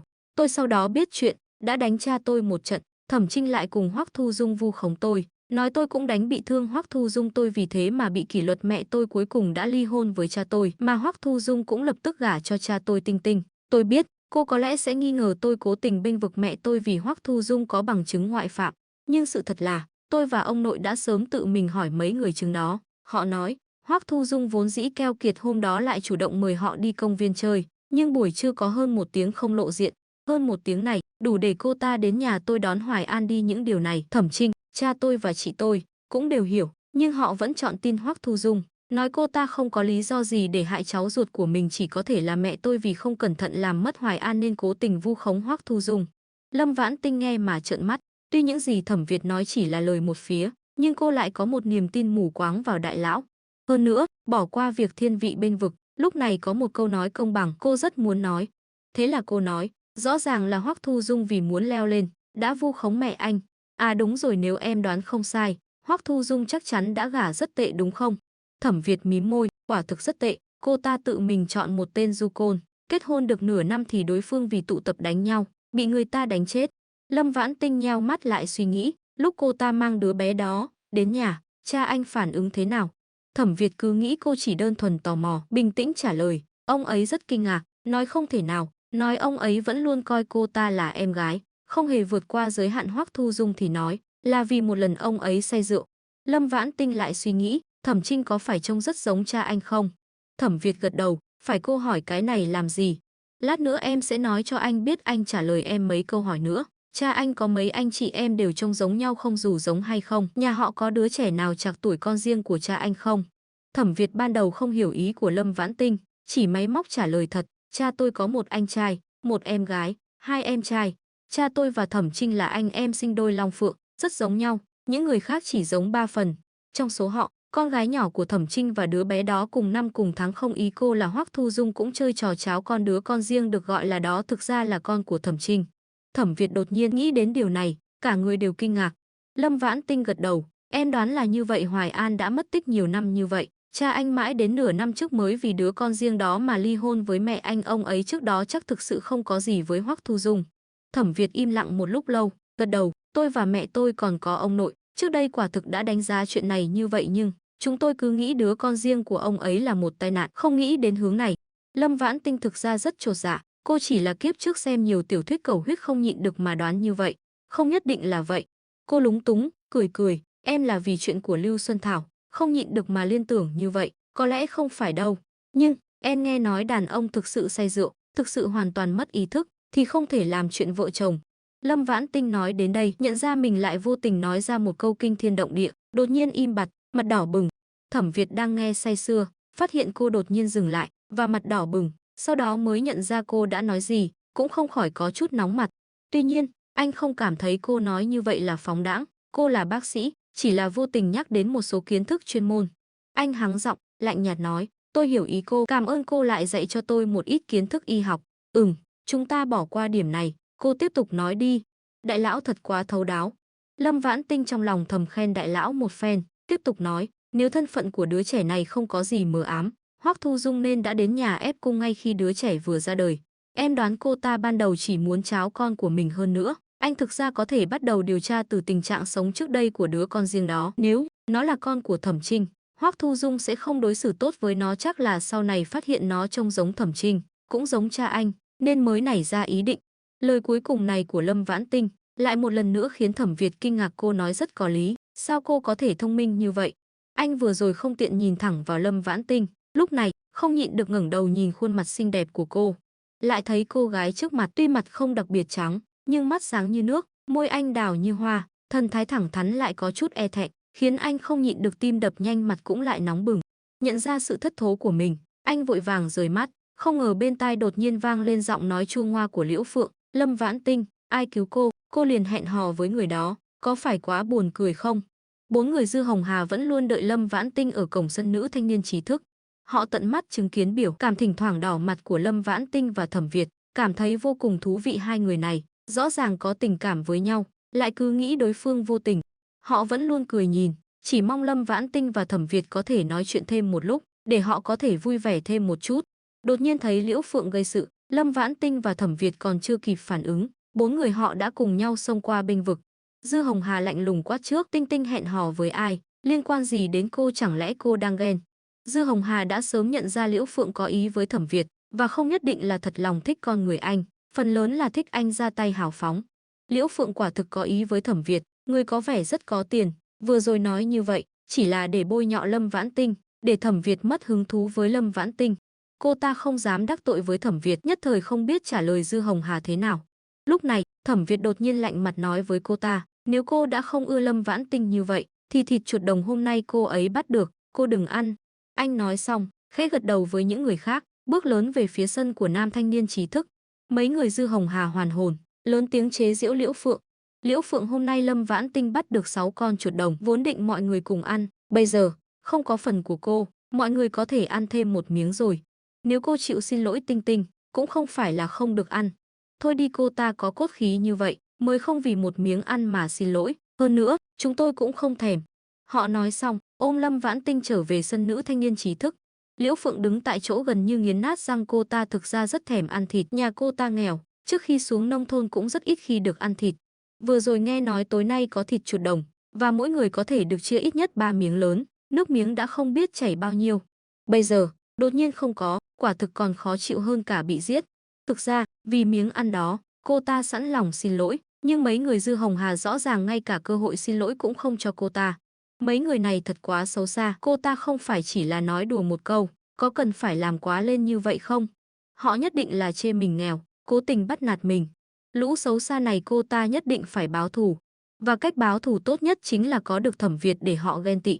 Hôm nay Mạnh Hàm nấu cơm, cô ấy cũng là người tốt. Mấy người Dư Hồng Hà nghe cô ấy nói, không biết nấu thịt chuột đồng, liền chủ động qua giúp.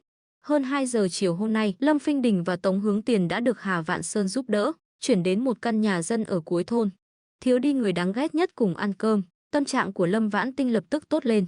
Suy nghĩ một lúc, cô lấy ra 5 quả trứng vịt, một ít hẹ dại, một ít dưa cải khô đến bếp giúp đỡ. Em không dám ăn thịt chuột đồng, tin rằng người như vậy không chỉ có mình em, nên em làm người tốt đến cùng, thêm cho mọi người một ít món ăn nữa. Trứng vịt xào hẹ cho em và những người không dám ăn thịt chuột đồng ăn, dưa cải khô hầm cùng thịt chuột đồng, rau dại hầm thịt chuột đồng, mùi vị chắc chắn sẽ không ngon lắm. Chỉ nấu thịt chuột đồng, lại có chút lãng phí.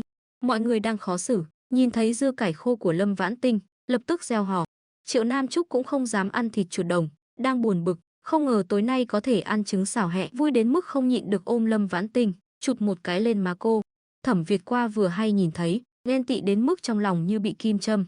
Sau đó, anh đối với phản ứng của mình vô cùng cạn lời, anh lại còn ghen với cả phụ nữ. Tình cảm thứ này, thật vô lý và bá đạo. Lý Thịnh Niên nhìn thấy cảnh này, đột nhiên vào khoảnh khắc này, nhận ra vẻ đẹp của Lâm Vãn Tinh. Vì trước đây liên tiếp bị Lâm Vãn Tinh làm cho bẽ mặt, anh ta vẫn luôn rất ghét cô, chưa bao giờ nhìn kỹ dung mạo của cô. Bây giờ mới phát hiện, cô thực ra đẹp đến kinh ngạc.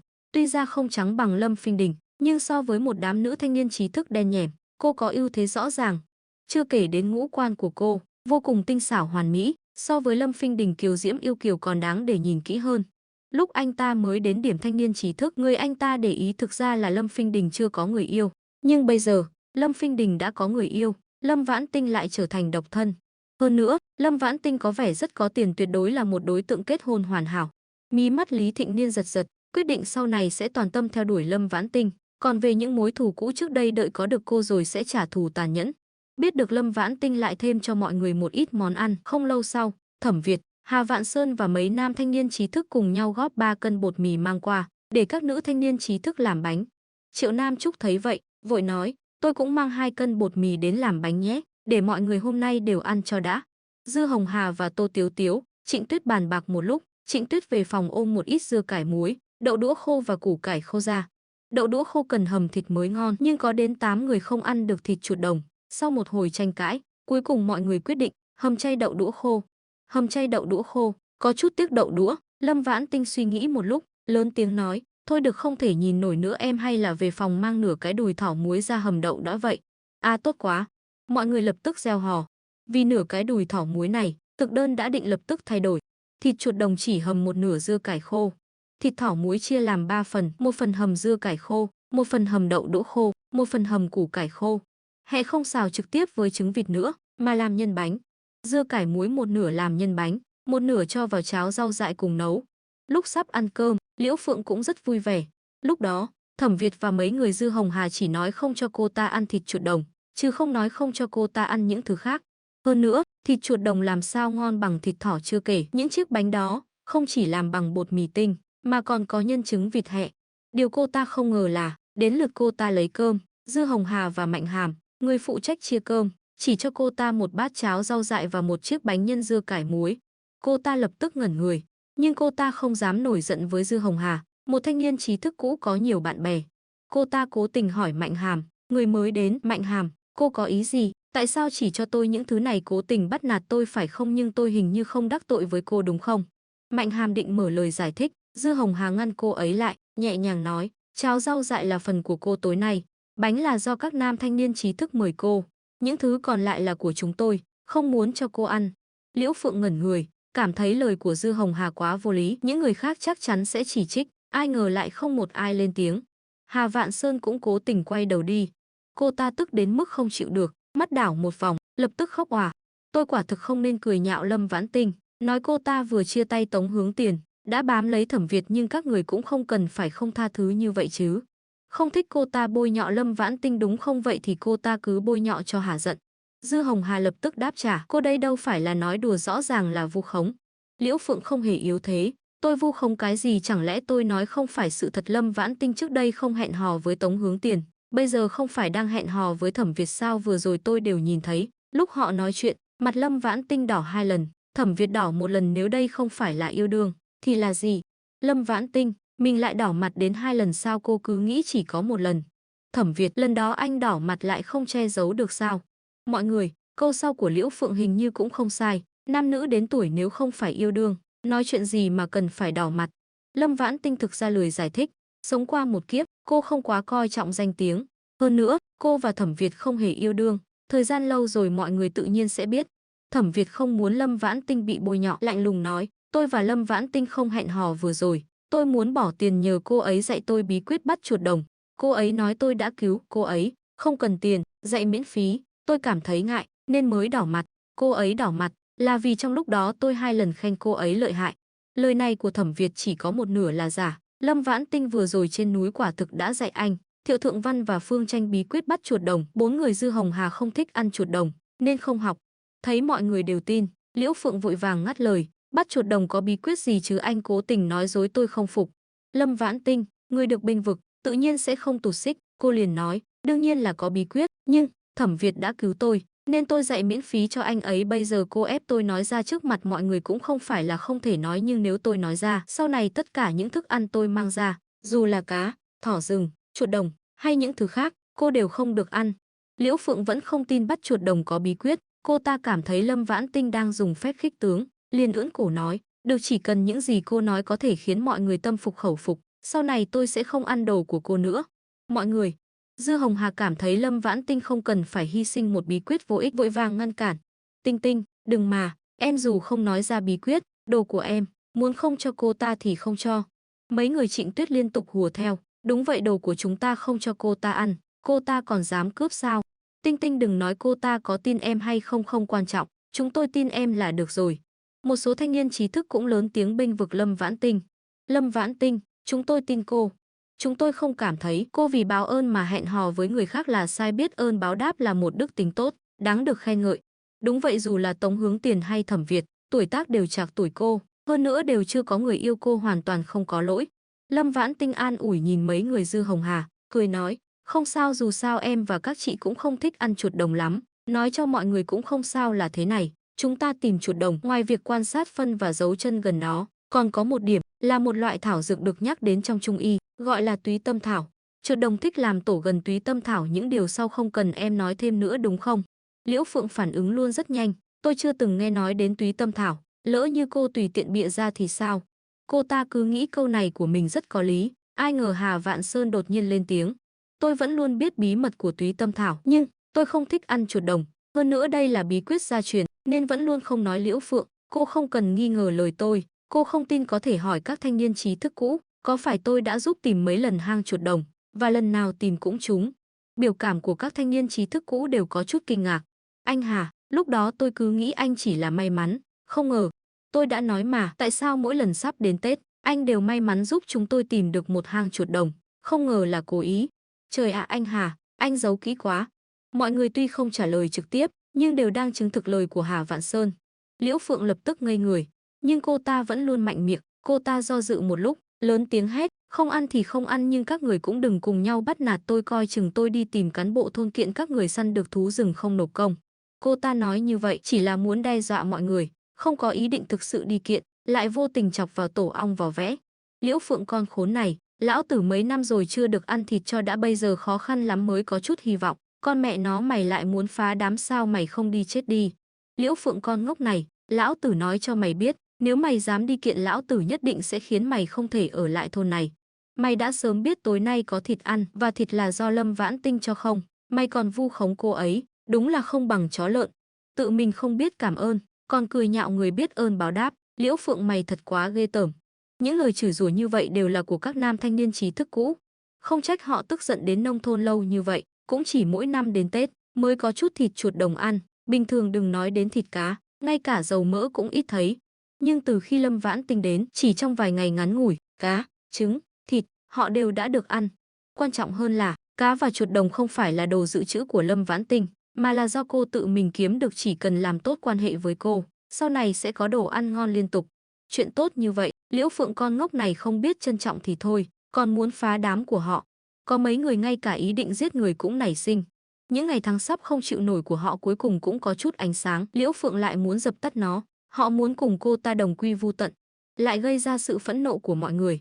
Nhìn những ánh mắt đỏ ngầu như muốn giết cô ta của những người đó, Liễu Phượng lập tức sợ hãi. Cô ta cầu cứu nhìn Hà Vạn Sơn. Hà Vạn Sơn thở dài một tiếng, vỗ tay lớn tiếng ra hiệu dừng lại. Đợi mọi người đều dừng lại, anh ta trầm giọng nói với Liễu Phượng, Liễu Phượng, cô muốn đi kiện thì cứ đi kiện chuyện này, dù có kiện, thôn cũng chỉ tịch thu thú rừng của ngày hôm đó, sau đó phê bình miệng nhưng, đến lúc đó, cả điểm thanh niên trí thức sẽ không còn ai để ý đến cô sẽ phải tự mình nấu cơm, tự mình ở.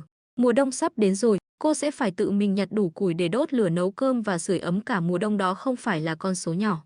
Hơn nữa, người không thể không bệnh, đợi đến khi cô bệnh, mọi người sẽ coi như không thấy bệnh nặng nằm trên giường, cũng sẽ không có ai giúp cô mời bác sĩ, những người khác sẽ không. Tôi, một trưởng điểm không có nhiều quyền lực này cũng sẽ không được rồi. Tôi nói xong rồi, mọi người mau ăn cơm đi, đừng để một bữa ăn ngon hiếm có lại bị người không biết điều làm hỏng. Mọi người vốn đang tức giận, bị những lời này của Hà Vạn Sơn nói cho sảng khoái, ai nấy đều cười ha hả đi ăn cơm. Liễu Phượng cũng cuối cùng thực sự sợ hãi. Cô ta đảo mắt mấy vòng, bịch một tiếng quỳ xuống trước mặt Hà Vạn Sơn. Hà Vạn Sơn bị Liễu Phượng quỳ một cái làm cho giật nảy mình, hoàn toàn mất đi phong thái trầm ổn, vững vàng thường ngày. Anh ta hoàn hồn, nhận ra sự thất thố của mình vừa rồi, sắc mặt lập tức đen như than. Anh ta vội lùi lại 2 bước, lớn tiếng quát, cô làm gì vậy, biết sai rồi thì sau này dùng hành động mà nói, đừng có quỳ gối làm người khác ghê tởm.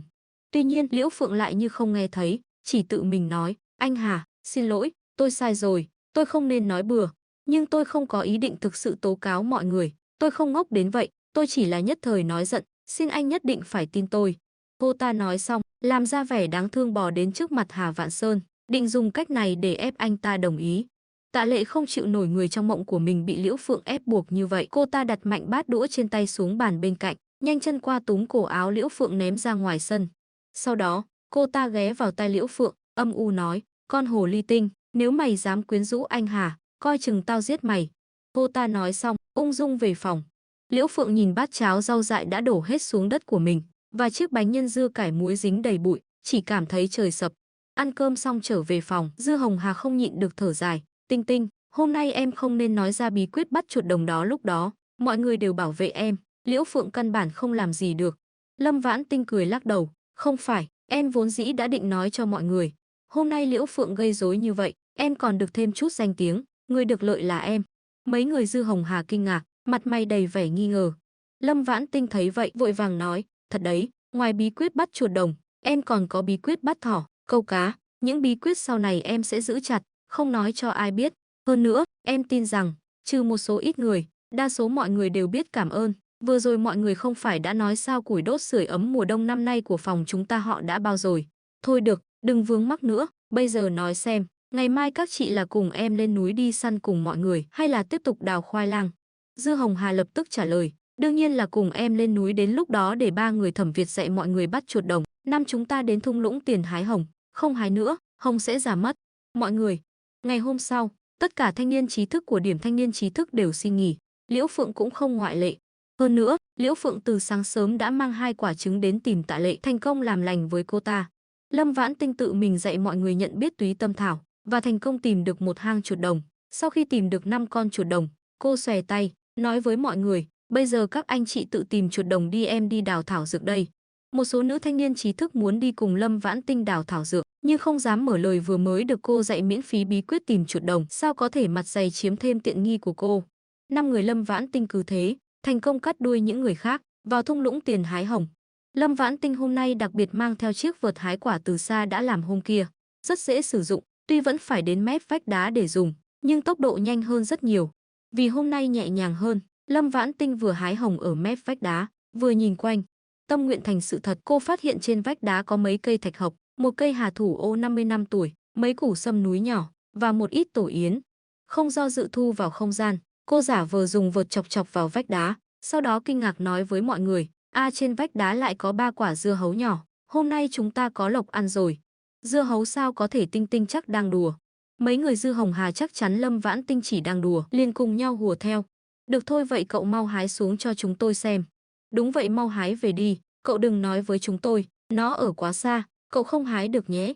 Đúng vậy, có bản lĩnh thì hái về ngay. Lo lắng Lâm Vãn Tinh rơi xuống vách đá, họ nói rất nhỏ, cũng rất dịu dàng. Họ cứ nghĩ Lâm Vãn Tinh sẽ lập tức nói thật, không ngờ cô lại thực sự dùng vợt từ vách đá vớt về một quả dưa hấu nặng khoảng hơn 2 cân. Đây, trời ạ, lại có thật.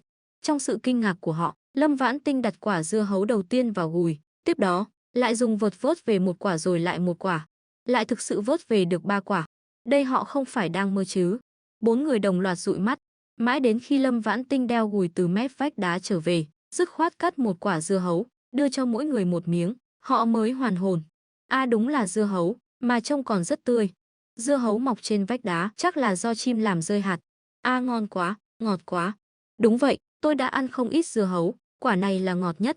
Lâm Vãn Tinh vừa ăn miếng dưa hấu ngọt lịm, vừa thầm nghĩ, dưa hấu siêu phẩm có thể không ngọt sao? Lâm Vãn Tinh ăn xong dưa hấu, định tiếp tục đến mép vách đá hái hồng, những người khác sống chết không đồng ý.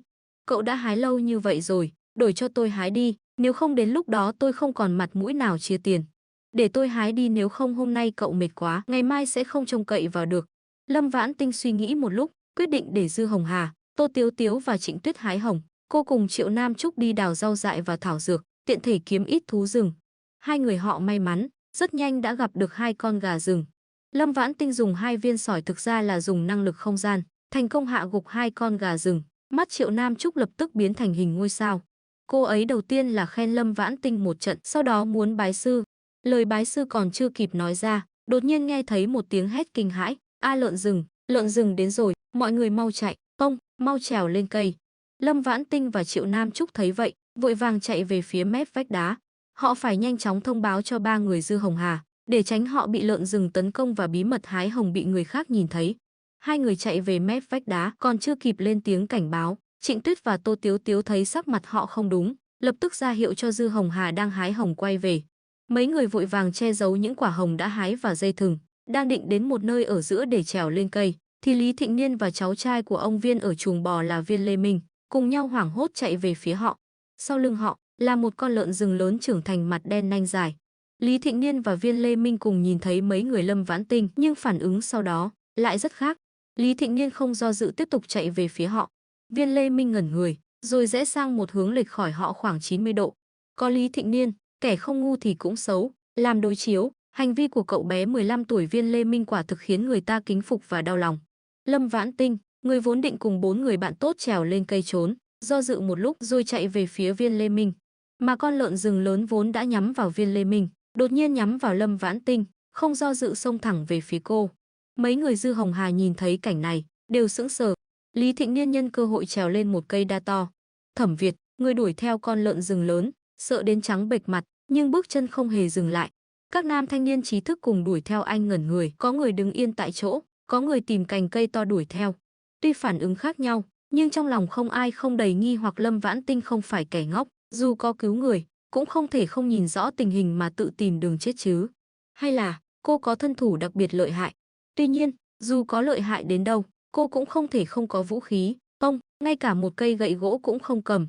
Chẳng lẽ cô định tay không giết chết con lợn rừng hung dữ gần 300 cân này?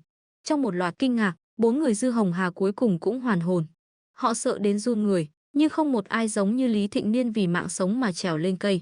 Họ nhanh chóng lấy dao dựa, gậy gỗ và các vũ khí khác, chuẩn bị đi giúp Lâm Vãn Tinh.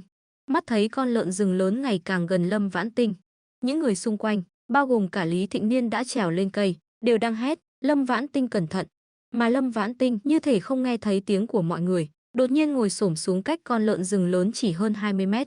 Hành động này của cô khiến mọi người đều ngẩn người. Con lợn rừng lớn cũng ngẩn người. Sau đó, nó gầm lên một tiếng, tăng tốc xông thẳng về phía Lâm Vãn Tinh. 10 mét, 8 mét, 6 mét, mắt thấy sắp đâm vào Lâm Vãn Tinh. Không ngờ, cách Lâm Vãn Tinh 2 mét, đột nhiên rầm một tiếng, con lợn rừng lớn bỗng dưng rơi xuống. Tiếp đó là tiếng gầm rú thảm thiết liên hồi của nó, đúng chuẩn tiếng heo bị chọc tiết. Mọi người đầu tiên là ngẩn người. Ngay sau đó là một trận reo hò vui mừng và nước mắt lưng tròng. Mấy người Dư Hồng Hà reo hò xong, cùng nhau loạng choạng qua đấm nhẹ vào cánh tay và vai của Lâm Vãn Tinh. Lâm Vãn Tinh, cậu quá đáng lắm, cậu vừa rồi dọa chết tôi rồi cậu biết không? Lâm Vãn Tinh, cậu cái đồ xấu xa, tôi còn tưởng cậu vừa rồi bị mất trí. Lâm Vãn Tinh, tôi bị cậu dọa cho đau tim rồi. Lâm Vãn Tinh, hôm nay tôi không muốn để ý đến cậu nữa. 4 cô gái mắt lưng tròng tố cáo Lâm Vãn Tinh, vì quá tức giận, không còn gọi cô là Tinh Tinh, mà gọi thẳng tên. Lâm Vãn Tinh liên tục xin lỗi, xin lỗi, vừa rồi tình hình khẩn cấp, không có thời gian giải thích với các cậu, ha ha, tối nay làm đồ ăn ngon cho các cậu, xin lỗi được chưa? Thẩm Việt cũng muốn tố cáo Lâm Vãn Tinh như họ nhưng không dám. Anh cúi đầu che đi cảm xúc mãnh liệt trong mắt, cười gọi các nam thanh niên trí thức, hôm nay có thịt lợn rừng ăn rồi, mọi người mau đến giúp. Cảnh Lâm Vãn Tinh dụ bắt lợn rừng lớn cũng bị một số dân làng nhìn thấy. Không giấu được, con lợn rừng lớn này phải nộp công, nhưng theo quy định, không chỉ lúc chia thịt mọi người đều có phần, mà Lâm Vãn Tinh, người có công, còn có phần thưởng tương ứng. Tóm lại, hôm nay mọi người lại có lộc ăn rồi. Mọi người cùng nhau đi đến chỗ con lợn rừng rơi xuống, lúc này mới phát hiện đây là một cái bẫy mới tinh, 4 vách đất đều rất mới. Không chỉ vậy, bên dưới còn có những cọc tre nhọn dày đặc. Sau khi con lợn rừng lớn rơi xuống, trên người đã bị đâm vô số lỗ, tiếc cho máu heo của nó. Thẩm Việt nhìn kỹ, phát hiện xung quanh bẫy là những bụi gai và bụi rậm, ở giữa là cỏ dại vô hại. Cái bẫy này làm có chút kỳ lạ, anh không khỏi dò xét nhìn Lâm Vãn Tinh. Ánh mắt của đại lão quá có sức nặng, Lâm Vãn Tinh lập tức chú ý đến, mà lúc này rất nhiều người đang hỏi cô, cái bẫy này có phải do cô làm không? Cô vội vàng nói, đúng vậy, là tôi làm cách đây nửa tiếng, nhưng tôi chỉ là mở rộng cái hố tự nhiên trước đó một chút, đặt thêm một ít cọc tre bên dưới. Tôi vốn định hôm nay trước khi về sẽ đặt một ít mồi ở đây, sáng mai đến xem. Không ngờ bây giờ lại săn được con lợn rừng lớn như vậy, hay ZZ, tôi chỉ có thể nói mọi chuyện đều do trời định. Thực ra, cái bẫy này là do cô vừa dùng năng lực không gian đào ra. Là lúc cô muốn cứu Viên Lê Minh đột nhiên nảy ra ý tưởng, chỉ là trước đó cô đã lén lút thử nghiệm việc đào hố trên đất bằng như vậy. Giữa tiếng cười của mọi người, sự nghi ngờ trên mặt Thẩm Việt cũng tan biến, Lâm Vãn Tinh thầm thở phào nhẹ nhõm. Mọi người không còn tâm trạng tiếp tục ở lại trên núi làm việc. Tất cả cùng nhau hộ tống con lợn rừng lớn đã bị trói chặt, chết không thể chết hơn, cùng nhau xuống núi. Tin tức Lâm Vãn Tinh dụ bắt được một con lợn rừng lớn truyền đến thôn, cả thôn lập tức sôi sục, mọi người đều vui như Tết. Cán bộ thôn cũng biết điều, tuyên bố hôm nay nghỉ làm sớm. Các nam thanh niên trí thức và một số nữ thanh niên trí thức đều cười đi vào thôn xem mổ lợn chia thịt. Lâm Vãn Tinh và mấy người Dư Hồng Hà không đi, giao nhiệm vụ nhận thịt của họ cho Hà Vạn Sơn. Hà Vạn Sơn vui vẻ nhận lời. Những người khác vừa đi, Triệu Nam Trúc đóng cửa phòng lại, mặt đầy nghi hoặc hỏi Lâm Vãn Tinh, Tinh Tinh, hôm nay cậu đào bẫy lúc nào vậy, tại sao tớ không biết? Câu hỏi này, cô đã muốn hỏi trên núi, may mà nhịn được cả đường. Dư Hồng Hà, Trịnh Tuyết, Tô Tiếu Tiếu nghe lời Triệu Nam Trúc, đều nghi hoặc nhìn Lâm Vãn Tinh. Ba người họ cứ nghĩ cái bẫy đó là do Lâm Vãn Tinh cùng Triệu Nam Trúc đào rau dại lúc làm. Triệu Nam Trúc dù không tham gia, cũng nên biết, nhưng lại không phải. Rốt cuộc là sao? Lâm Vãn Tinh đã sớm nghĩ ra cách đối phó. Lúc cậu đào khoai mỡ tôi làm, vốn định gọi cậu cùng làm, nhưng lúc đó cách cậu hơi xa, không muốn cậu chạy qua chạy lại, nên lúc đó không nói, định trước khi về nhà cùng các cậu đặt mồi lên trên bẫy. Ồ, tôi đã nói mà. Triệu Nam Trúc lập tức tin. Cô khẽ vỗ ngực, thở dài một hơi, Tinh Tinh, hôm nay cậu thực sự dọa tôi rồi, sau này có chuyện như vậy, cậu nhất định phải nói trước cho chúng tôi nhé. Lâm Vãn Tinh thân mật vỗ vỗ cánh tay cô, cười nói, không, tôi hy vọng sau này sẽ không bao giờ có chuyện như vậy nữa. Cậu không biết đâu, lúc đó tôi chỉ lo cứu người, không biết sợ, bây giờ nghĩ lại, toàn thân đều mềm nhũn không được, tôi phải đi tắm ngay, sau đó nằm trên giường nghỉ ngơi. Lâm Vãn Tinh vốn chỉ định chợp mắt một lát, không ngờ lại ngủ đến hơn 3 tiếng. Đợi cô tỉnh dậy, đã hơn 5 giờ chiều. Thịt lợn rừng đã sớm được nhận về, mỗi người được chia 3 lạng. Lâm Vãn Tinh ngoài 3 lạng thịt lợn rừng, còn được thưởng thêm 5 cân thịt ba chỉ, một cái chân trước của lợn.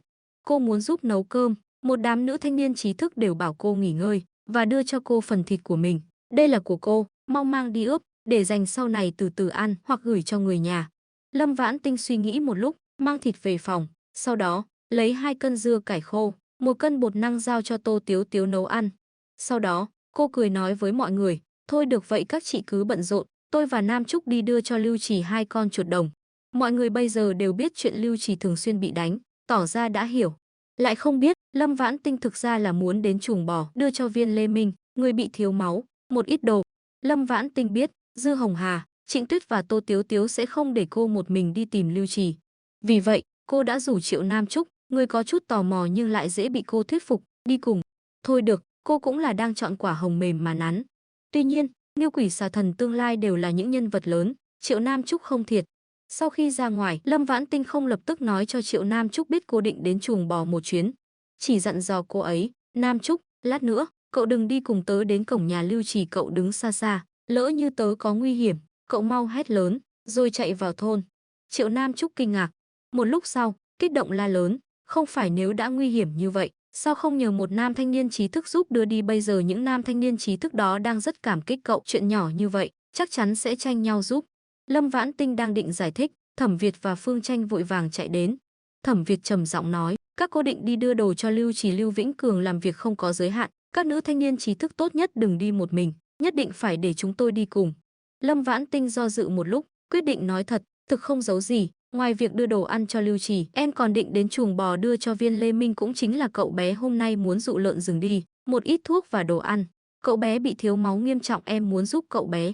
Nhưng tình hình của họ bây giờ các anh hay là đừng đi để tránh dân làng nhìn thấy lại chụp mũ cho các anh. Cô chưa nói xong, đã bị Thẩm Việt ngắt lời, không sợ hôm nay người trong thôn đều đang nghĩ đến việc ăn thịt, sẽ không chú ý đến bên chuồng bò, dù có nhìn thấy, tôi cũng không sợ, tặng chút quà là có thể giải quyết. Phương Tranh cũng gật đầu mạnh, đúng vậy, hôm nay Viên Lê Minh cũng được dân làng khen ngợi, tin rằng chúng ta dù có bị người khác nhìn thấy, cũng sẽ không có chuyện gì. Nhưng, tôi cũng muốn tặng cậu bé chút đồ, các cô có thể đợi tôi một chút, để tôi về phòng lấy được không? Triệu Nam Trúc nghe nói sẽ đến chuồng bò, không những không sợ mà còn rất phấn khích. Cô thấy Phương Tranh về phòng lấy đồ, vội kéo tay Lâm Vãn Tinh nói, tớ cũng muốn về phòng lấy chút đồ cho Viên Lê Minh, các cậu nhất định phải đợi tớ nhé. Cô nói xong, vội vàng chạy về sân nữ thanh niên trí thức. Lần này, lại chỉ còn Lâm Vãn Tinh và Thẩm Việt đứng cùng nhau. Lâm Vãn Tinh cạn lời cười khổ. Trong mắt Thẩm Việt đầy vẻ cười, nhưng biểu cảm cũng có chút lúng túng. Tuy nhiên, hai người đều không thực sự ngại ngùng. Một lúc sau, khi Lâm Vãn Tinh định cùng Thẩm Việt nói chuyện về tiến triển kinh doanh, Thẩm Việt chủ động nói, tôi định tối nay sẽ đưa người lên núi vận chuyển hồng, hạt dẻ, khoai mỡ đến huyện.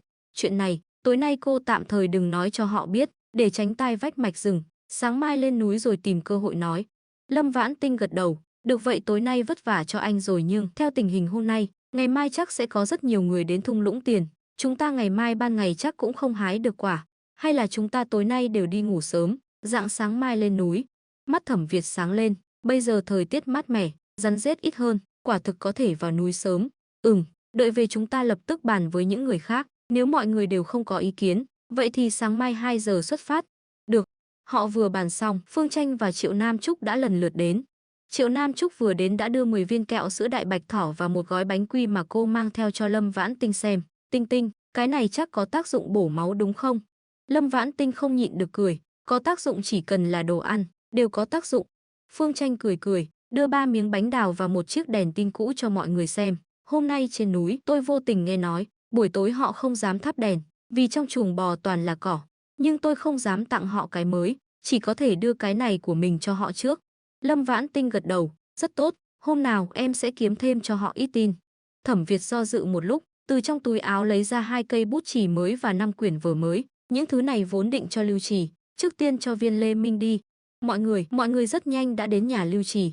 Lâm Vãn Tinh và Triệu Nam Trúc đứng xa xa, Thẩm Việt và Phương Tranh đi gõ cửa. Thấy là hai người họ, Lưu Vĩnh Cường ra mở cửa vui mừng khôn xiết. Thẩm Việt đưa 2 con chuột đồng qua, lạnh nhạt nói, chúng tôi có 2 nữ thanh niên trí thức muốn nói chuyện với Lưu Trì, cậu bé có ở nhà không? Có. Lưu Vĩnh Cường thò đầu ra ngoài, tham lam nhìn Lâm Vãn Tinh và Triệu Nam Trúc ở xa, vui vẻ hét vào trong nhà, Lưu Trì, mau đến chỗ chị thanh niên trí thức của mày đi. Lưu Trì ngoan ngoãn đáp một tiếng, chạy đi tìm Lâm Vãn Tinh. Lâm Vãn Tinh chỉ nói với Lưu Trì mấy câu, đã đưa Phương Tranh và Triệu Nam Trúc sang một bên, để Thẩm Việt và Lưu Trì nói chuyện riêng. Thẩm Việt hỏi kỹ Lưu Trì về ngày sinh ở đây, trên người có bớt không? Lưu Vĩnh Cường còn tiết lộ thông tin gì khác về thân phận của cậu bé không và những chuyện liên quan đến Lưu Xuân Thảo? Lưu Trì một năm một mười trả lời, quả thực trông rất thông minh, dù không phải là em họ của anh, cũng nên cứu ra khỏi nước sôi lửa bỏng để bồi dưỡng tốt. Thẩm Việt khẽ xoa đầu cậu bé, nhỏ giọng dặn dò, sau khi con về, nếu Lưu Vĩnh Cường hỏi con, chị Tinh Tinh tìm con nói gì con nói với hắn, chị ấy biết bắt mạch, tìm con là muốn biết con bây giờ còn bị đánh, bị đói không, hiểu không? Lưu Trì gật đầu mạnh, hiểu ạ. Cố gắng chịu đựng thêm mấy ngày nữa, rất nhanh, dù không tìm được người thân của con, chúng ta cũng sẽ lợi dụng chuyện của Lưu Xuân Thảo, trước tiên đưa Lưu Vĩnh Cường ra trước pháp luật. Câu nói này khiến Lưu Trì vui mừng nở một nụ cười lớn, trông rất giống Thẩm Trinh và người cha cặn bã Thẩm Hàn. Thẩm Việt nhận ra điều này, vừa vui mừng vừa phiền muộn. Trước khi đưa Lưu Trì về, Lâm Vãn Tinh lấy ra 2 miếng bánh hoa quế, nhìn cậu bé ăn xong, lại lấy ra một miếng bánh đào đưa cho cậu bé, mang về đưa cho Lưu Vĩnh Cường, nói với hắn, đây là chị bảo con lén ăn, nhưng con không muốn lừa hắn. Lưu Trì ngoan ngoãn gật đầu, vâng ạ. Chuồng bò cách nhà Lưu Vĩnh Cường chỉ hơn 300 mét. Cứ nghĩ hôm nay người trong thôn đều chỉ nghĩ đến việc ăn thịt, sẽ không có ai đến. 7 người ở chuồng bò nhìn thấy 4 người Lâm Vãn Tinh đều kinh ngạc. Thẩm Việt vội vàng giải thích ý định, sau đó tặng những món quà họ mang đến. Trong đó, ngoài những thứ của anh, Phương Tranh và Triệu Nam Trúc, còn có 1 cân táo tàu khô, 1 cân đường đỏ, 1 cân thịt và 1 lọ thuốc của Lâm Vãn Tinh. Thẩm Việt vừa rồi đã nói rất rõ, 4 người họ sở dĩ đến là vì hành động muốn dụ lợn rừng đi của Viên Lê Minh hôm nay đã làm họ cảm động. Vì vậy, mấy người ông Viên chỉ do dự một chút đã nhận một phần đồ. Lê Minh quả thực bị thiếu máu, nên táo tàu, đường đỏ và thuốc chúng tôi nhận, những thứ khác chúng tôi xin nhận tấm lòng, không thể nhận, lại không nhận đồ của mình. Triệu Nam Trúc lập tức sốt ruột. Cô đang định khuyên nhủ, sau lưng đột nhiên vang lên giọng nói âm u của Lâm Phinh Đình, hay lắm, các người lại cấu kết với Ngưu, quỷ xà thần, tôi sẽ đi báo cáo với thôn ngay lập tức. Mọi người đột nhiên kinh ngạc, ai nấy nhìn về phía Lâm Phinh Đình, lại thấy cô ta, hơn 1 ngày không gặp, lại ăn mặc còn thời trang hơn trước. Áo khoác kẻ sọc đỏ trắng mới tinh, váy dài màu đen, giày da quai nhỏ, như thể người thành phố đi nhầm chỗ. Lâm Vãn Tinh nhìn rõ bộ trang phục này của Lâm Phinh Đình, không khỏi trầm tư. Lâm Phinh Đình lại có tiền rồi sao, rõ ràng những thứ Lâm Kiến Thành để lại trong lỗ bếp ở số 57 phố Bạch Hoa đều đã bị mình lấy đi. Những thứ đó, cô đã kiểm kê kỹ lưỡng, có một cuốn sổ sách, 1 tờ giấy tờ nhà ở khu vực thành phố Hải Thành, 3 thỏi vàng và 2 chiếc đồng hồ, hơn 300 đồng. Phong phú và đầy đủ như vậy, chắc là toàn bộ những gì Lâm Kiến Thành để lại ở số 57 phố Bạch Hoa. Đương nhiên, cũng có thể, Lâm Phinh Đình đã đến số 57 phố Bạch Hoa trước cô và lấy đi một phần tiền bạc. Với tính cách đa nghi của Lâm Phinh Đình, nếu ở số 51 phố Bạch Hoa không có gì, phần lớn sẽ đến số 57 thử xem. Lâm Vãn Tinh không bận tâm nhiều về chuyện này, có phải hay không không quan trọng. Dù sao, sau này Lâm Phinh Đình và Tống Hướng Tiền có bao nhiêu tiền, cô cũng sẽ cuỗm hết. Cô hừ lạnh một tiếng, nhìn chằm chằm Lâm Phinh Đình. Lâm Phinh Đình, cô đi theo sau tôi, là muốn giúp Tống Hướng Tiền trả tiền cho tôi sao? Ồ, cô mới mua quần áo và giày da đắt tiền như vậy, chắc là rất rủng rỉnh vậy. Hôm nay là muốn trả hết một lần 500 đồng anh ta nợ tôi sao? Nếu là như vậy, mau trả tiền xong, cô muốn tố cáo tôi thế nào, thì cứ tố cáo tôi không sợ, tôi ngay thẳng tôi đến. Chỉ là bị hành động ban ngày của Viên Lê Minh làm cảm động, muốn đưa cho cậu bé bị thiếu máu rất nặng, một ít đồ bồi bổ cơ thể thôi, tin rằng người trong thôn có thể hiểu cho tôi. Thẩm Việt tiếp lời ngay sau đó, hành động hôm nay của Viên Lê Minh cho thấy cậu bé đã được tái giáo dục rất thành công ở đây, tin rằng dù người của Ủy ban tư tưởng biết, cũng sẽ khen ngợi cậu bé, lấy cậu bé làm gương tốt. Phương Tranh do dự một lúc, cũng lớn tiếng nói, tư tưởng của thanh niên trí thức Lâm Phinh Đình cô rất có vấn đề, họ trước đây đã phạm sai lầm, nhưng chính vì vậy, chúng ta phải tiếp xúc, giáo dục, giám sát họ nhiều hơn. Cô nói xem. Triệu Nam Trúc không biết nói gì, đành xòe hai tay, hét vào mặt Lâm Phinh Đình, mau trả tiền của Tinh Tinh cho cô ấy. Lâm Phinh Đình, cô ta vốn nghĩ mình đã nắm chắc tất cả những người khác có mặt. Bây giờ, vì những lời ngụy biện của họ, cô ta lại không nói nên lời. Cô ta nheo mắt, quyết định làm việc chính trước. Cô ta giả vờ ngại ngùng cười cười. Hê hê, tôi vừa rồi chỉ là đùa với các người tôi à, tôi thực ra là đến thăm bà Tần, thật đấy, không tin các người hỏi bà Tần họ. Cô ta nói xong, từ trong túi áo lấy ra 2 quả trứng luộc, đi về phía một trong 2 bà lão duy nhất ở chuồng bò, ngoan ngoãn nhét trứng vào tay bà lão, cười tủm tỉm nói, bà Tần, Lâm Vãn Tinh là em họ ruột của tôi, chúng tôi từ nhỏ đã quen đùa giỡn à. Đúng rồi bà Tần, chân của bà đỡ hơn chưa ạ? Ông Viên thấy bốn người Lâm Vãn Tinh đều sa sầm mặt mày, do dự một lúc, Ôn Tồn giải thích, sáng hôm qua cô Ôn lúc đào rau dại trên núi vô tình bị trẹo chân, là thanh niên trí thức Lâm này đã đỡ cô ấy về, cô ấy vừa rồi chắc là thực sự đang đùa. Lâm Phinh Đình đã sớm mất hết lương tâm, không thể nào vô cớ giúp đỡ bà Tần, nhất định là có mưu đồ, chỉ là cô ta rốt cuộc mưu đồ cái gì? Trong lúc Lâm Vãn Tinh đang nghi hoặc, đột nhiên Lưu Chỉ mặt mày lo lắng chạy qua, "Chị Tinh Tinh, em có chuyện muốn nói riêng với chị." Lâm Vãn Tinh cứ nghĩ Lưu Chỉ đột nhiên nhớ ra một số thông tin liên quan đến thân thế của mình, vội vàng kéo cậu bé đến một nơi vắng vẻ nói chuyện. Thẩm Việt thấy vậy, nhét hết những món quà họ mang đến vào tay ông Viên, nhân lúc ông Viên từ chối, lén lút nhét một mẩu giấy nhỏ vào lòng bàn tay ông. Ông Viên đầu tiên là kinh ngạc, đi đến một nơi vắng vẻ lén lút xem chữ trên mẩu giấy, rồi nhét mẩu giấy vào miệng, cười nuốt chửng mẩu giấy. Sau đó, giọng điệu nói chuyện của ông với Thẩm Việt trở nên tùy ý, ôn hòa hơn rất nhiều. Sức khỏe của Tiểu Lê Minh quả thực rất kém, hơn nữa, nó vốn không nên đến đây chịu khổ cùng chúng tôi thôi, được những thứ các cậu hôm nay mang đến, tôi thay mặt nhận hết. Lê Minh, con nhất định phải ghi nhớ tấm lòng tốt hôm nay của các anh chị, sau này có cơ hội nhất định phải báo đáp gấp 10, gấp trăm lần. Viên Lê Minh e thẹn cười cười, gật đầu mạnh, cháu nhớ rồi, cháu nhất định sẽ không quên. Lưu Trì và Lâm Vãn Tinh đến một nơi vắng vẻ, cậu bé lập tức lo lắng nói, chị ơi, ủy ban tư tưởng bây giờ, có 7 người ở nhà em. Người đứng đầu là Hoàng Vĩ Trung và Lưu Vĩnh Cường, dường như rất thân. Lưu Vĩnh Cường nói, hắn định dâng chị và Lâm Phinh Đình cho Hoàng Vĩ Trung. Hoàng Vĩ Trung nói, Lâm Phinh Đình đã là người của hắn, và cô ta hôm qua cố tình tiếp cận một bà lão họ Tần ở chuồng bò, muốn dò la cái gì đó à? Báo cáo nghiên cứu khoa học có bước đột phá về công nghệ hàng không bây giờ. Họ là do Lâm Phinh Đình mang đến để cướp báo cáo. Sở dĩ, họ lúc này không đi cùng Lâm Phinh Đình là để đảm bảo vạn vô nhất thất, để cô ta xem trước, những báo cáo đó còn ở chỗ cũ không? Lâm Vãn Tinh, cô quả nhiên không đoán sai, Lâm Phinh Đình quả nhiên đã sớm trở thành một con rắn độc triệt để. Tuy nhiên, rất may mắn bên mình có tiểu bảo bối Lưu Trì. Cô suy nghĩ một lúc, ôm lấy tâm lý may mắn thử dò hỏi, họ vừa rồi có nói đến địa điểm cất giữ những báo cáo đó không? Năng lực không gian của cô rất bá đạo, sau khi thu vào, không cần lo lắng sẽ có bất kỳ tài liệu báo cáo nào còn sót lại thành ẩn họa, nhưng thu hết cả tốt lẫn xấu sẽ để lại rất nhiều nghi ngờ cho những người ở chuồng bò. Tốt nhất là có thể thu một cách chính xác. Và câu trả lời của Lưu Trì khiến cô vừa kinh ngạc vừa vui mừng. Họ nói những báo cáo đó được chôn trong một cái hũ gốm dưới một cái chum nhỏ sau chuồng bò, đây là thật. Vì lúc này, trong chuồng bò có hai ông lão cũng đang lén lút nói chuyện này. Họ nói, hôm qua thật quá không may, lúc họ cùng nhau sửa một cái gì đó dữ liệu nhỏ, vừa hay Lâm Phinh Đình đến ban đầu, họ cảm thấy cô ta sẽ không chú ý đến những thứ đó, nhưng để đề phòng bất trắc, họ định đợi các người đi hết, lập tức chuyển những báo cáo đó đi. Lâm Vãn Tinh vui mừng khôn xiết, chị hiểu rồi, bây giờ chị sẽ tìm cách chuyển những báo cáo đó đi. Tiểu Trì, điều này rất quan trọng đối với đất nước chúng ta. Hôm nay em đã lập công lớn rồi, lát nữa chị nhất định sẽ thưởng cho em, bây giờ em mau quay về tiếp tục dò la tình báo. Vâng. Lưu Trì ngoan ngoãn cười cười, nhanh chóng đi. Sau khi Lưu Trì đi, Lâm Vãn Tinh lập tức quay về chuồng bò, vừa giả vờ bắt mạch cho Viên Lê Minh, vừa lén lút thu tài liệu báo cáo trong hũ gốm vào không gian, thay thế bằng cát mịn. Mà lúc này, ông Viên đã lén lút nói cho ông Tần và ông Trác biết thân phận của Thẩm Việt. Những báo cáo nghiên cứu khoa học đó là thành quả chung của ba người họ. Thẩm Việt lén lút nói cho họ biết tình hình của Lâm Phinh Đình. Họ cảm thấy cô ta rất đáng ngờ, quyết định lập tức yểm trợ anh chuyển báo cáo. Tiếc là họ còn chưa kịp ra khỏi cổng, đã bị 7 người đàn ông trung niên hung dữ chặn lại.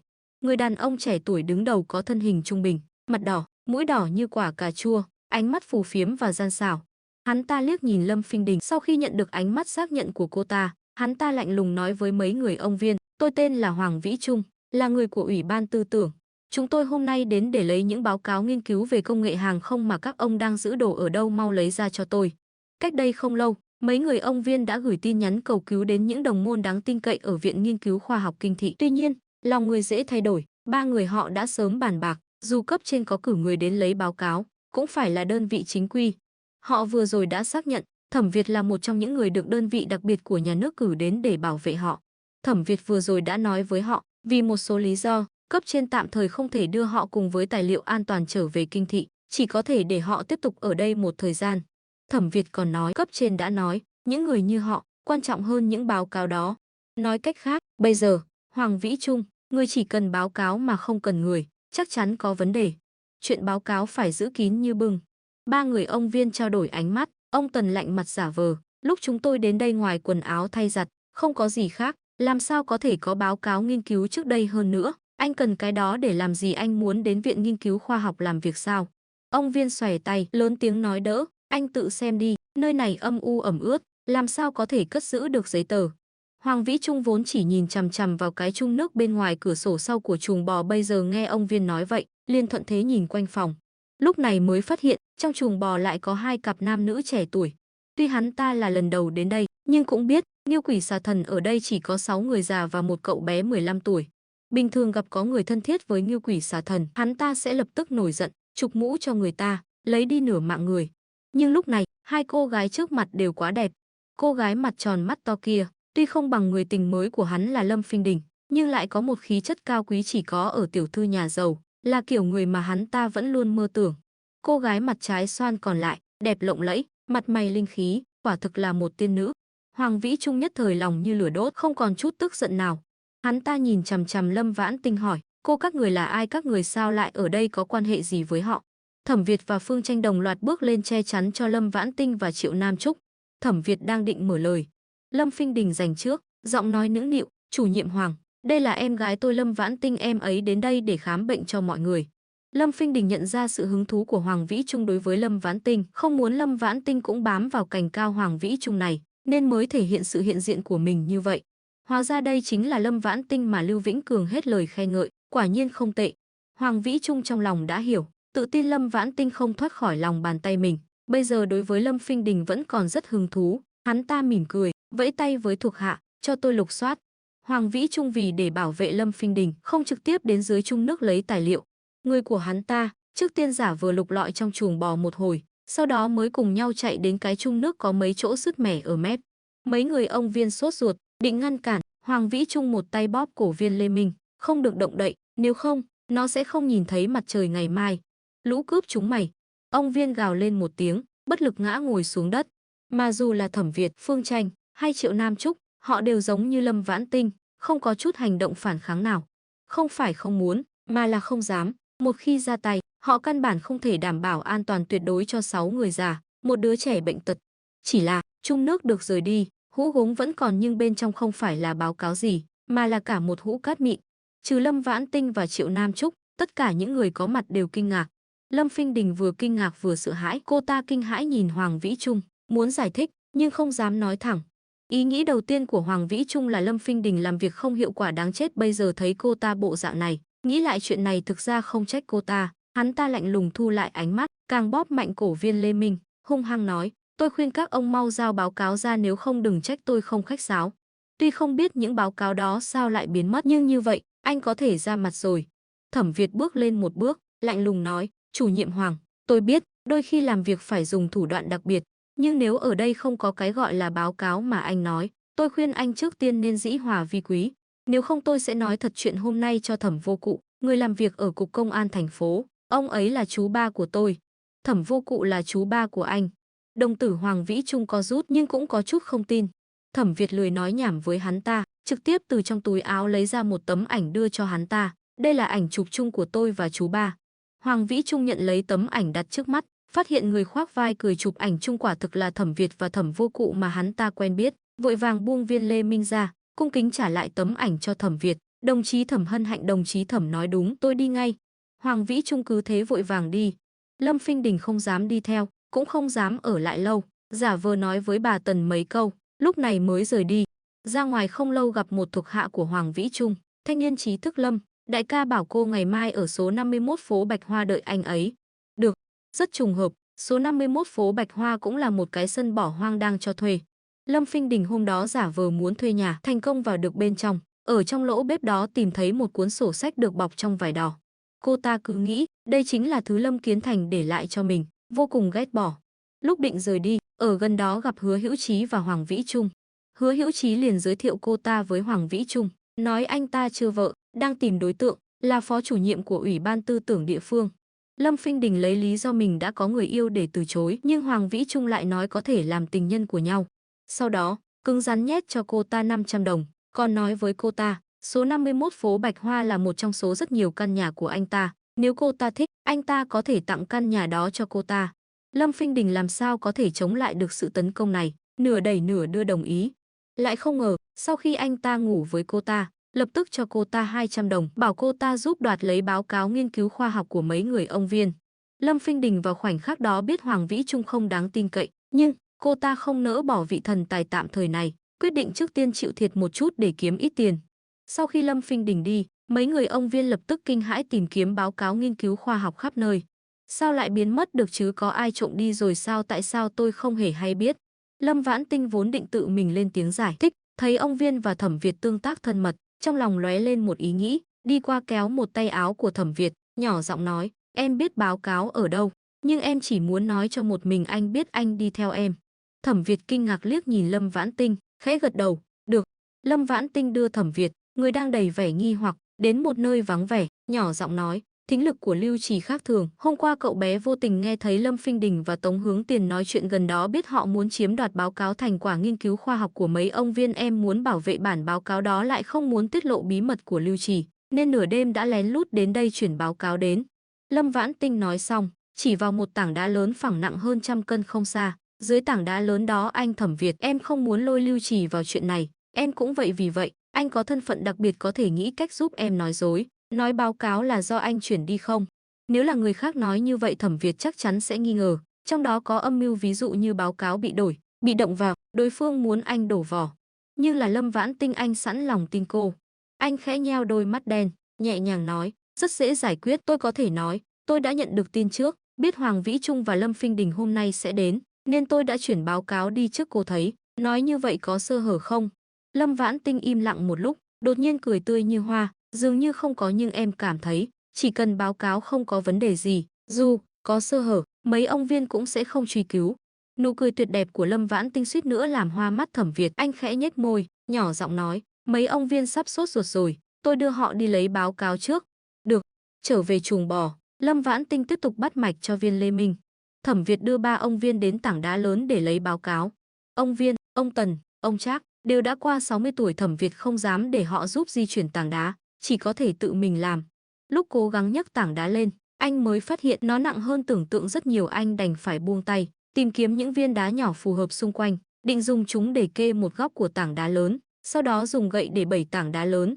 Vừa nhìn chúng 2 viên đá nhỏ phù hợp, Hoàng Vĩ Trung đột nhiên cùng thuộc hạ từ sau một cây đại thụ xuất hiện, mặt mày chế giễu vây quanh họ. Hoàng Vĩ Trung nhìn họ đắc ý cười lớn, ha ha, các người không ngờ tôi sẽ quay lại một cú hồi mã thương chứ, ha ha, tôi đã nói tin tức tôi nhận được sẽ không sai, quả nhiên người đâu, mau đến lấy báo cáo cho tôi. Hoàng Vĩ Trung đắc ý, tự mãn tưởng tượng về những ngày tháng thăng quan phát tài không lâu sau. 3 ông Viên sợ đến mức cùng nhau ngã ngồi xuống đất.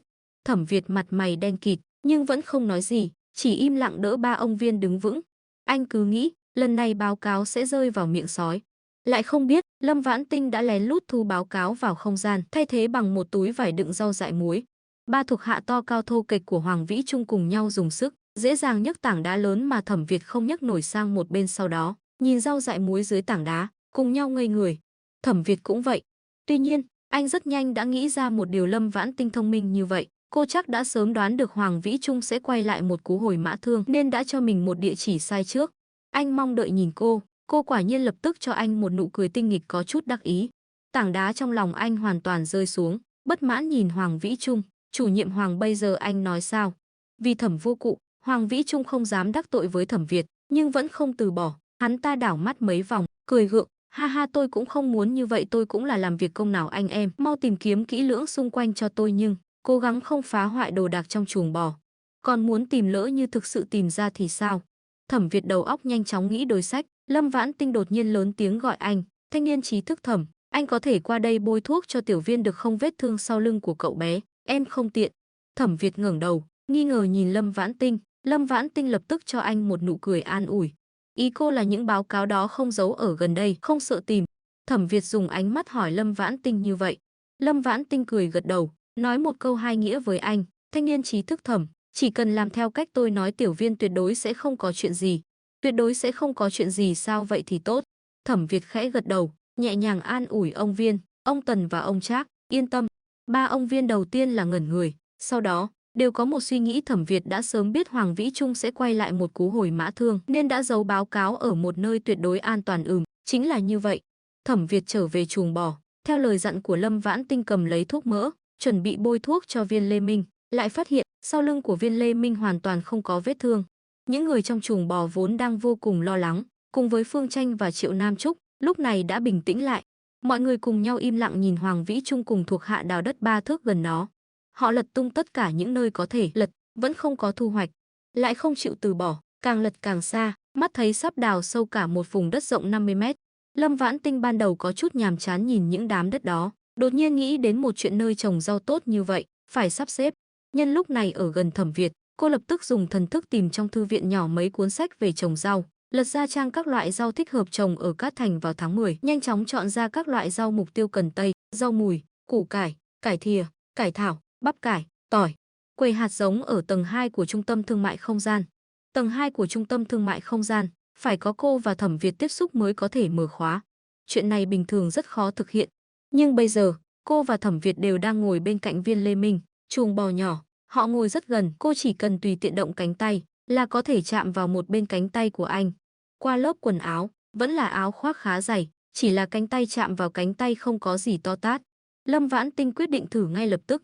Tuy nhiên, cơ hội hiếm có, không thể chỉ lấy hạt giống, còn phải lấy thêm những thứ khác. Cô cân nhắc kỹ lưỡng, quyết định còn lấy thêm một ít cồn khô, đèn pin, túi sưởi, các loại đồ hộp để chuẩn bị cho mùa đông. Tuy bây giờ mới là tháng 10 dương lịch, nhưng Cát Thành không giống như Hải Thành 4 mùa rõ rệt, ở đây qua mùa thu là đến mùa đông sâu. Sau khi xác định lại các vật phẩm mục tiêu, Lâm Vãn Tinh lén lút nhấc tay trái gần Thẩm Việt, chuẩn bị giả vờ làm động tác vuốt tóc mái, nhân cơ hội dùng khuỷu tay khẽ chạm vào Thẩm Việt một cái. Không ngờ, tay trái cô vừa nhấc lên, Triệu Nam Trúc, người vẫn luôn ôm chặt cánh tay phải của cô, đột nhiên mạnh mẽ dựa vào người cô. Nếu cô ngồi vững, cú dựa này của Triệu Nam Trúc sẽ không làm cô di chuyển chút nào. Nhưng lúc này vì căng thẳng, cô ngồi không vững. Thế là, dưới sức ép của Triệu Nam Trúc, hai người họ cùng nhau nặng nề ngã về phía Thẩm Việt. Miệng cô thật trùng hợp, lại đập vào cằm đẹp của anh. Tuy cú va chạm này không mạnh, nhưng Lâm Vãn Tinh vẫn sợ đến hồn bay phách lạc, đầu óc trống rỗng. Thẩm Việt cũng kinh ngạc chưa từng có anh lại bị người ta đè ngã như vậy thật mất mặt. Anh thực ra trong lòng hiểu rõ, anh sở dĩ sơ ý như vậy là vì người ngồi bên cạnh anh là Lâm Vãn Tinh, anh đối với cô không có chút đề phòng nào. Nhưng hành vi này vẫn rất ngu ngốc, sau này phải tránh. Thẩm Việt vừa tự kiểm điểm, vừa cúi đầu nhìn Lâm Vãn Tinh gần trong gang tấc, thấy cô có vẻ ngây ngốc, có vẻ phiền muộn, duy chỉ không có vẻ ghét bỏ, trong lòng không khỏi vui mừng. Cô quả nhiên, đối với anh cũng khác. Lâm Vãn Tinh và Triệu Nam Trúc vừa ngã xuống, Phương Tranh đã nhanh tay lẹ mắt kéo Triệu Nam Trúc dậy. Tuy nhiên, anh và Triệu Nam Trúc lúc này không những không có ý định kéo Lâm Vãn Tinh ra khỏi người Thẩm Việt, mà còn nháy mắt cười với Thẩm Việt. Thẩm Việt, thật cảm ơn các người. Sau sự kinh ngạc ban đầu, Lâm Vãn Tinh không vội vàng đứng dậy khỏi người Thẩm Việt, mà lập tức chuyển đồ từ tầng 2 của Trung tâm Thương mại Không gian đến khu vực công cộng ở tầng 1. Mất chưa đến 1 phút. Theo kế hoạch ban đầu, cô lấy những thứ đã liệt kê trước đó, rồi lập tức rút lui. Nhưng khi cô chống hai tay xuống đất, chuẩn bị bò dậy khỏi người Thẩm Việt, tay trái không biết làm sao, lại đè phải một viên đá nhọn. Tay trái cô đau nhói, đột nhiên mềm nhũn, lại nặng nề rơi xuống người Thẩm Việt. Thẩm Việt vốn định ngồi dậy, vừa hay ngẩng đầu, bốp một tiếng, trán của Lâm Vãn Tinh đập mạnh vào cằm của Thẩm Việt. Hai người cùng nhau mắt nổ đom đóm, lại ngã xuống. Những người trong phòng nghe thấy tiếng trán của Lâm Vãn Tinh đập vào cằm của Thẩm Việt, không tự chủ được thấy đau thay cho họ. Tuy nhiên, không ai đến đỡ họ. Mọi người cảm thấy, để họ cứ nằm yên như vậy một lúc, sẽ có lợi cho cơ thể họ hơn. Lâm Vãn Tinh bình tĩnh lại, phát hiện trán của mình vẫn còn dán vào cằm của Thẩm Việt. Ý nghĩ đầu tiên của cô là mau chóng đứng dậy, nhưng còn chưa thực hiện, trong đầu đột nhiên lóe lên một ý nghĩ, họ tiếp xúc thân mật như vậy, tầng 3 và các tầng trên của Trung tâm Thương mại Không gian có mở khóa không? Cô phải xem ngay. Lâm Vãn Tinh thử chìm thần thức vào tầng 3 của Trung tâm Thương mại Không gian, thành công. Thử chìm vào tầng 4 thất bại. Thời gian cấp bách, cô không kịp suy nghĩ nhiều, lập tức dùng thần thức vơ vét hàng hóa ở tầng 3. Không phải cô không muốn điên. Tầng 3 của không gian toàn bộ là khu vực quần áo người lớn. Các loại quần áo 4 mùa cho nam nữ người lớn, có đủ cả. Cô hứng thú nhất là áo bông và áo phao, đặc biệt là áo phao. Tầng 3 không có đồ dùng giường ngủ, không có chăn phao, nhưng cô có thể lấy thêm nhiều áo phao, tự mình sửa thành chăn phao. Các loại áo thu đông, áo hô ô đai, áo giữ nhiệt, quần len, quần lót, phải lấy thêm một ít. Đồ lót, tất càng phải lấy thêm nhiều. Cửa hàng áo phao này lại có một số ít giày da, quét sạch. Các loại áo khoác lông trồn cho nam, cho nữ, thu một ít để đó. Cửa hàng này còn bán cả giày vải, giày bông kiểu cũ tốt quá. Lấy hết. Hoa còn có cả một cửa hàng áo khoác quân đội, áo bông hoa kiểu Đông Bắc. Thu những thứ này phải thu hết. Lâm Vãn Tinh vốn định vơ vét hàng hóa khoảng hơn 2 phút, rồi rời khỏi Thẩm Việt. Nhưng mùa đông sắp đến, tầng 3 có quá nhiều đồ dùng cho mùa đông, cô vô tình quên mất thời gian. Mãi đến khi Thẩm Việt ôm cô đứng dậy, đặt cô lên chiếc ghế đầu bên cạnh, đỡ vai cô nói, tôi thấy sắc mặt cô rất kém, cô không sao chứ? Trán của Lâm Vãn Tinh vừa rời khỏi cằm của Thẩm Việt, tầng 3 của trung tâm thương mại không gian lập tức đẩy thần thức của cô ra. Cô bị động ngừng vơ vét hàng hóa, sau đó mới nhận ra vừa rồi cô, thật quá lúng túng và buồn cười. Mặt cô lập tức đỏ bừng. Mọi người nhìn mà buồn cười, không tự chủ được cười thành tiếng. Lâm Vãn Tinh càng thêm lúng túng, cô một tay kéo Triệu Nam Trúc, đầu còn hơi choáng, Nam Trúc mau cho tớ dựa vào. Triệu Nam Trúc cứ nghĩ cô nói thật, vội vàng ôm lấy cô. Lâm Vãn Tinh ôm một cánh tay của Triệu Nam Trúc, nhắm mắt dưỡng thần, trông rất đáng thương. Thực ra trong lòng cô vui mừng khôn xiết vừa rồi. Trong số những bộ quần áo mùa đông cô lấy từ tầng 3 của trung tâm thương mại không gian, có mấy bộ kiểu người già sau này. Đối với bây giờ, già trẻ đều mặc được, không cần cô tốn thời gian, công sức sửa đổi, có thể trực tiếp lấy ra mặc. Đây tuyệt đối là một chuyện tốt, cô quyết định, lần sau đến huyện sẽ gửi cho hai anh trai mỗi người một chiếc áo phao dáng dài màu đen. Sau khi lật tung tất cả những nơi gần đó, vẫn không có thu hoạch. Hoàng Vĩ Trung không từ bỏ, quay lại chuồng bò xem xét khắp nơi, xác định mặt đất đều chắc chắn, không giống như bị lật lên gần đây, mái nhà và tường bằng cỏ bùn căn bản không thể giấu đồ, tức giận bỏ đi. Bóng dáng họ vừa biến mất, ông Viên, ông Tần và ông Trác lập tức kéo Thẩm Việt sang một bên. Thẩm Việt, cậu cho chúng tôi một tin chắc chắn, những thứ đó rốt cuộc ở đâu? Đúng vậy, cậu không nói chi tiết, lòng chúng tôi không yên. Thẩm Việt, cậu có thể gửi những báo cáo đó lên trước được không, chỉ cần giao cho người đáng tin cậy, chúng tôi không về cũng được. Người nói câu cuối cùng này là ông Trác, ông nói xong, trong mắt có chút ẩm ướt. Thẩm Việt muốn nói, anh bây giờ cũng không biết báo cáo cụ thể ở đâu. Tuy nhiên, Lâm Vãn Tinh đáng tin cậy như vậy, tin rằng báo cáo vạn vô nhất thất. Anh ôn tồn nói, các ông đừng vội, tôi sẽ thử tìm cách đưa các ông về kinh thị trước. Từ chuồng bò trở về, sắp đến điểm thanh niên trí thức, Thẩm Việt nói với Lâm Vãn Tinh, Tinh Tinh, tôi có chuyện rất quan trọng muốn nói riêng với cô. Lâm Vãn Tinh biết anh muốn nói gì, rất tự nhiên đồng ý. Phương Tranh và Triệu Nam Trúc lại nháy mắt với họ. Lâm Vãn Tinh và Thẩm Việt nhìn thấy, đều chỉ cười cười, không có chút ý định giải thích. Điều này khiến Phương Tranh và Triệu Nam Trúc hiểu lầm càng sâu. Họ nhất trí cho rằng Lâm Vãn Tinh và Thẩm Việt quả thực đang yêu nhau, vì muốn yên tĩnh nên mới giấu những người khác. Mà mình với tư cách là những người bạn tốt đáng tin cậy nhất của họ, phải giữ bí mật và che đậy cho họ.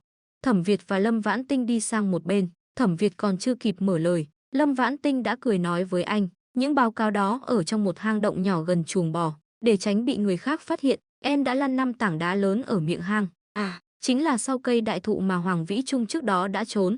Lâm Vãn Tinh đã sớm chọn nơi đó dùng năng lực không gian để đào hang, để nói dối. Thẩm Việt cố gắng nhớ lại nơi đó, đột nhiên bật cười, vậy thì quả thực là vạn vô nhất thất, cảm ơn cô Tinh Tinh. À đúng rồi Tinh Tinh, mấy ngày nữa tôi phải đi kinh thị một chuyến, tôi muốn đưa Tiểu Trì đi cùng. Nhưng, cha mẹ ruột của Lưu Xuân Thảo không chịu đổi lại con, họ vì một số lý do, muốn cứ để sai như vậy. Vì vậy, chúng ta tạm thời không thể đưa Lưu Vĩnh Cường ra trước pháp luật, quang minh chính đại đưa Tiểu Trì đi. Về việc này, cô có cách giải quyết nào hay không? Thẩm Việt thực ra đã nghĩ ra cách, nhưng Lâm Vãn Tinh mưu mẹo liên tục, anh muốn biết cô có ý kiến gì hay hơn không? Lâm Vãn Tinh đầu tiên là ngẩn người, không lâu sau, mắt cô sáng lên, chậm rãi nói với Thẩm Việt một câu kinh người,